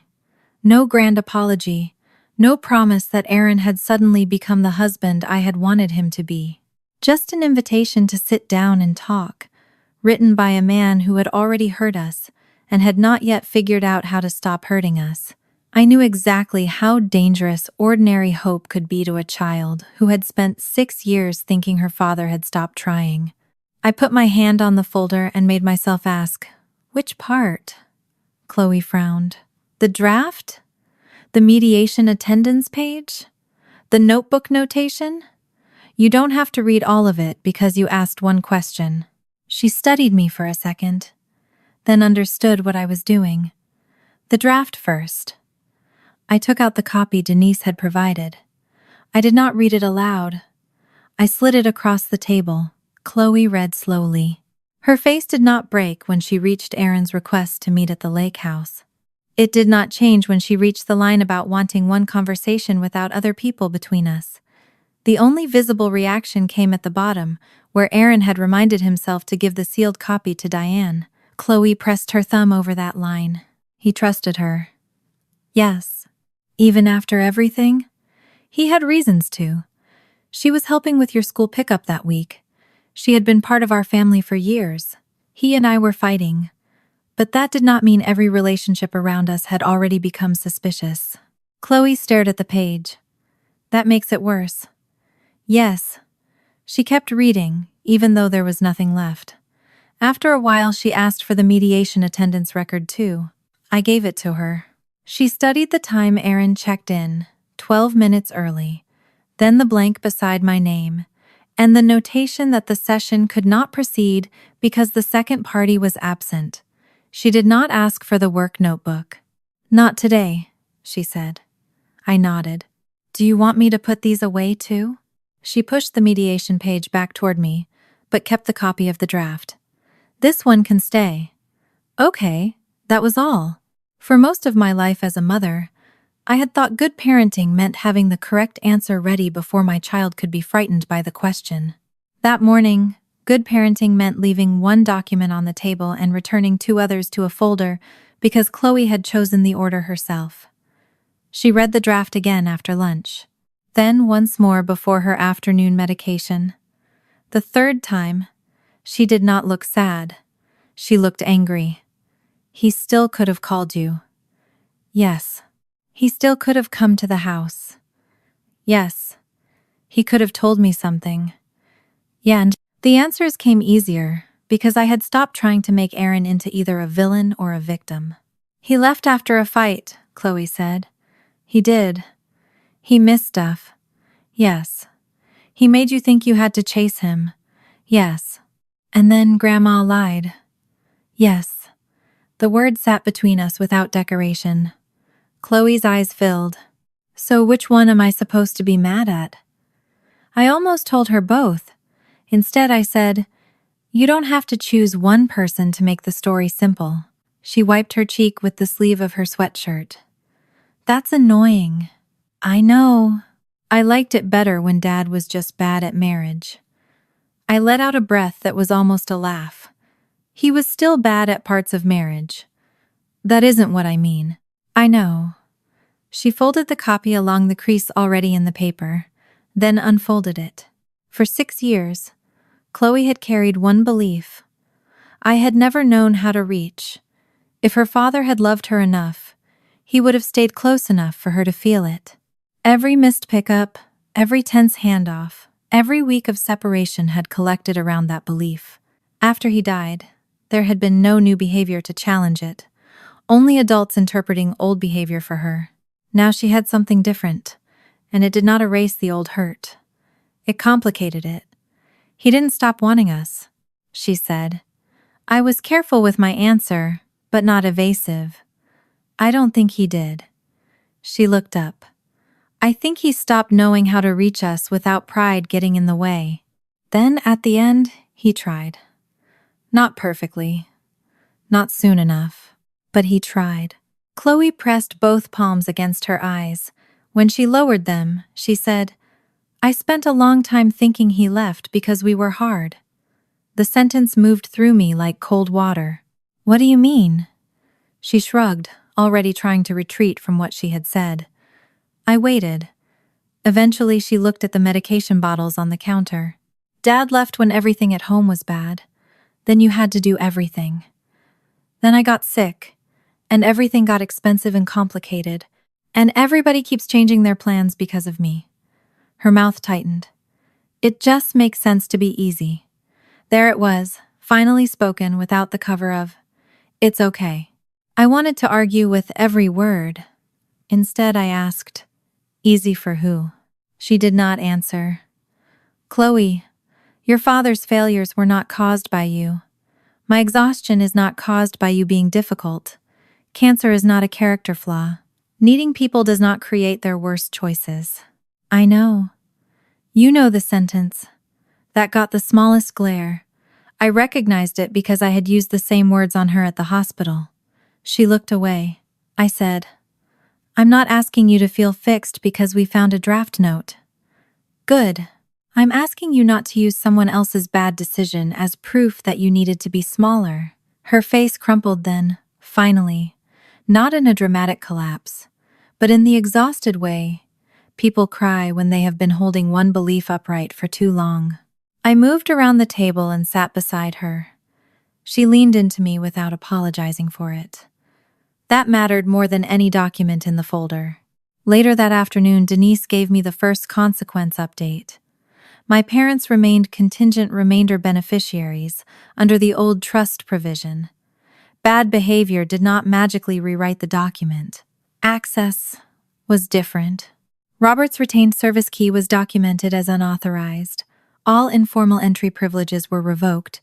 The property claim would proceed only in writing, and the attempted entry had been referred to Trust Council and the local reporting process. The trust was also comparing the old retrieval record with the current inventory. There was no instant prison sentence or dramatic disinheritance, just a record my father could no longer redefine as a family misunderstanding. For Chloe, the boundary was simpler. She did not want to block her grandparents forever, but she did not want private calls or private visits. I told her that was enough. The next morning, Diane emailed me instead of contacting Chloe directly. She asked for a chance to explain. With Robert present, Chloe chose a 10-minute video call with me beside her. Mom began by saying she wished Chloe had never heard the trust conversation, then corrected herself. I wish I had never said it. Dad apologized for entering the lake house and admitted he had tried to open Aaron's desk. When Chloe asked why, Mom said they had been afraid she would find things that made Aaron seem like someone he was not. Chloe looked straight at the screen. You mean someone who wanted me? Mom tried once more to frame the past as protection, but Chloe no longer needed the argument repeated. Did you love me when you thought I had 3 days left? She asked. Neither grandparent answered quickly enough. Then she told them what the last weeks had shown her. They had discussed what they would get if she died, tried to reach the house when she survived, and called it protection when they were also protecting themselves from the truth. My mother apologized and asked if Chloe could forgive them. Chloe answered before I could intervene. I don't know if I forgive you yet, and I'm not going to say I do just to make you feel better. She did not add it's okay. The call ended because she was tired, not because the family had reached a neat resolution. When I asked how she felt, she made a face and said, No, but I think I will be. 2 days later, roughly 5.5 weeks after the month had begun, my daughter turned 16. There was no miracle announcement. There was no doctor telling us the danger had vanished. Her leukemia was still being treated. Her appointments still organized our weeks. We still kept a hospital bag where I could reach it quickly. Some mornings she ate breakfast, some mornings nausea won. Her counts had improved enough that the medical team was talking about the next treatment decisions instead of telling me to count days, and that change was enormous, without being a guarantee. On her birthday morning, she had labs first. She complained about this as if oncology had scheduled them specifically to offend her. When Dr. Patel said the results were stable enough for the short trip we had planned, Chloe looked at me before I could speak. Limited, she said. I smiled. I was going to say that. No, you were going to say limited, hydrated, masked, and home before I get tired. I contain multitudes. You contain instructions. We drove north after lunch. The lake house was still under trust control. My parents still had no access. The property review was not finished, and neither was whatever legal process would follow the unauthorized entry. I had stopped needing the story to end with every adult consequence tied into a bow. Some things could remain in process. The important doors were already different. Chloe had chosen this visit, Denise arranged for us to have the house to ourselves for an hour after the property manager opened it and left. I brought medication, water, a thermometer, 2 masks, emergency numbers, and enough anxiety for 6 people. Chloe brought 1 pencil. I did not ask why. The late summer green had begun giving way to the first dry edges of fall. The lake looked almost silver through the trees. Chloe stood on the porch for a long time, breathing carefully, then went inside without waiting for me to lead. She walked first to the pale green room. The shelf Aaron had anchored was still there. The 2 small life jackets still hung near the closet. Chloe touched it once, smiled without happiness or sadness, and left it alone. Then she went to the hallway. On the wall near the old cabinet were the pencil marks she had noticed during her first visit. Most were Aaron's renovation measurements. A few belonged to ordinary life before everything broke apart. 1 mark was hers, HLOE9. I had missed it before, because it sat lower than the cabinet note and had faded into the wood. Chloe crouched to look. Did Dad do this? I remembered the day, as soon as I saw the crooked line. Aaron had made Chloe stand with her back to the trim while she complained that measuring height was pointless because everybody could already see she was short. He had drawn the line too high because her hair was in a ponytail. I had accused him of cheating on behalf of genetics. Yes, I said. You yelled at him because he counted your hair. That sounds correct. Below the mark were 2 smaller ones from earlier years. Above it was nothing. 6 years of blank wood. Chloe stood. For a moment, I thought the gap would become another symbol adults had to explain to her. She did not ask me to. She took the pencil from her pocket and handed it to me. Then she changed her mind. No. I waited. I'll do it. She turned her back to the trim and flattened her heels against the floor. She reached over her head awkwardly, realized that would never work, and laughed. Okay, you can hold the book.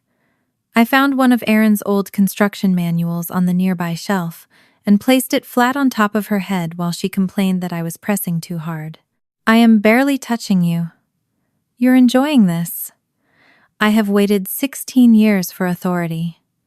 She rolled her eyes. I made the line. Chloe stepped away and looked at it. It was several inches above the 9-year-old mark. She wrote beside it herself. CHLOE 16. The pencil moved slowly because her hand still tired easily. When she finished, she did not add a heart. She did not write Aaron's name. She did not write mine. She just stood there between the old mark and the new one, looking at the blank years that no longer meant what they had meant before. At the beginning of the month, adults had counted her life toward an ending. 30 days. 3 days. A trust distribution. A house. Now Chloe had made her own mark in the place they had tried to reach before her. She touched the fresh pencil line with 1 finger. Then she looked at me and smiled. I'm still here, she said,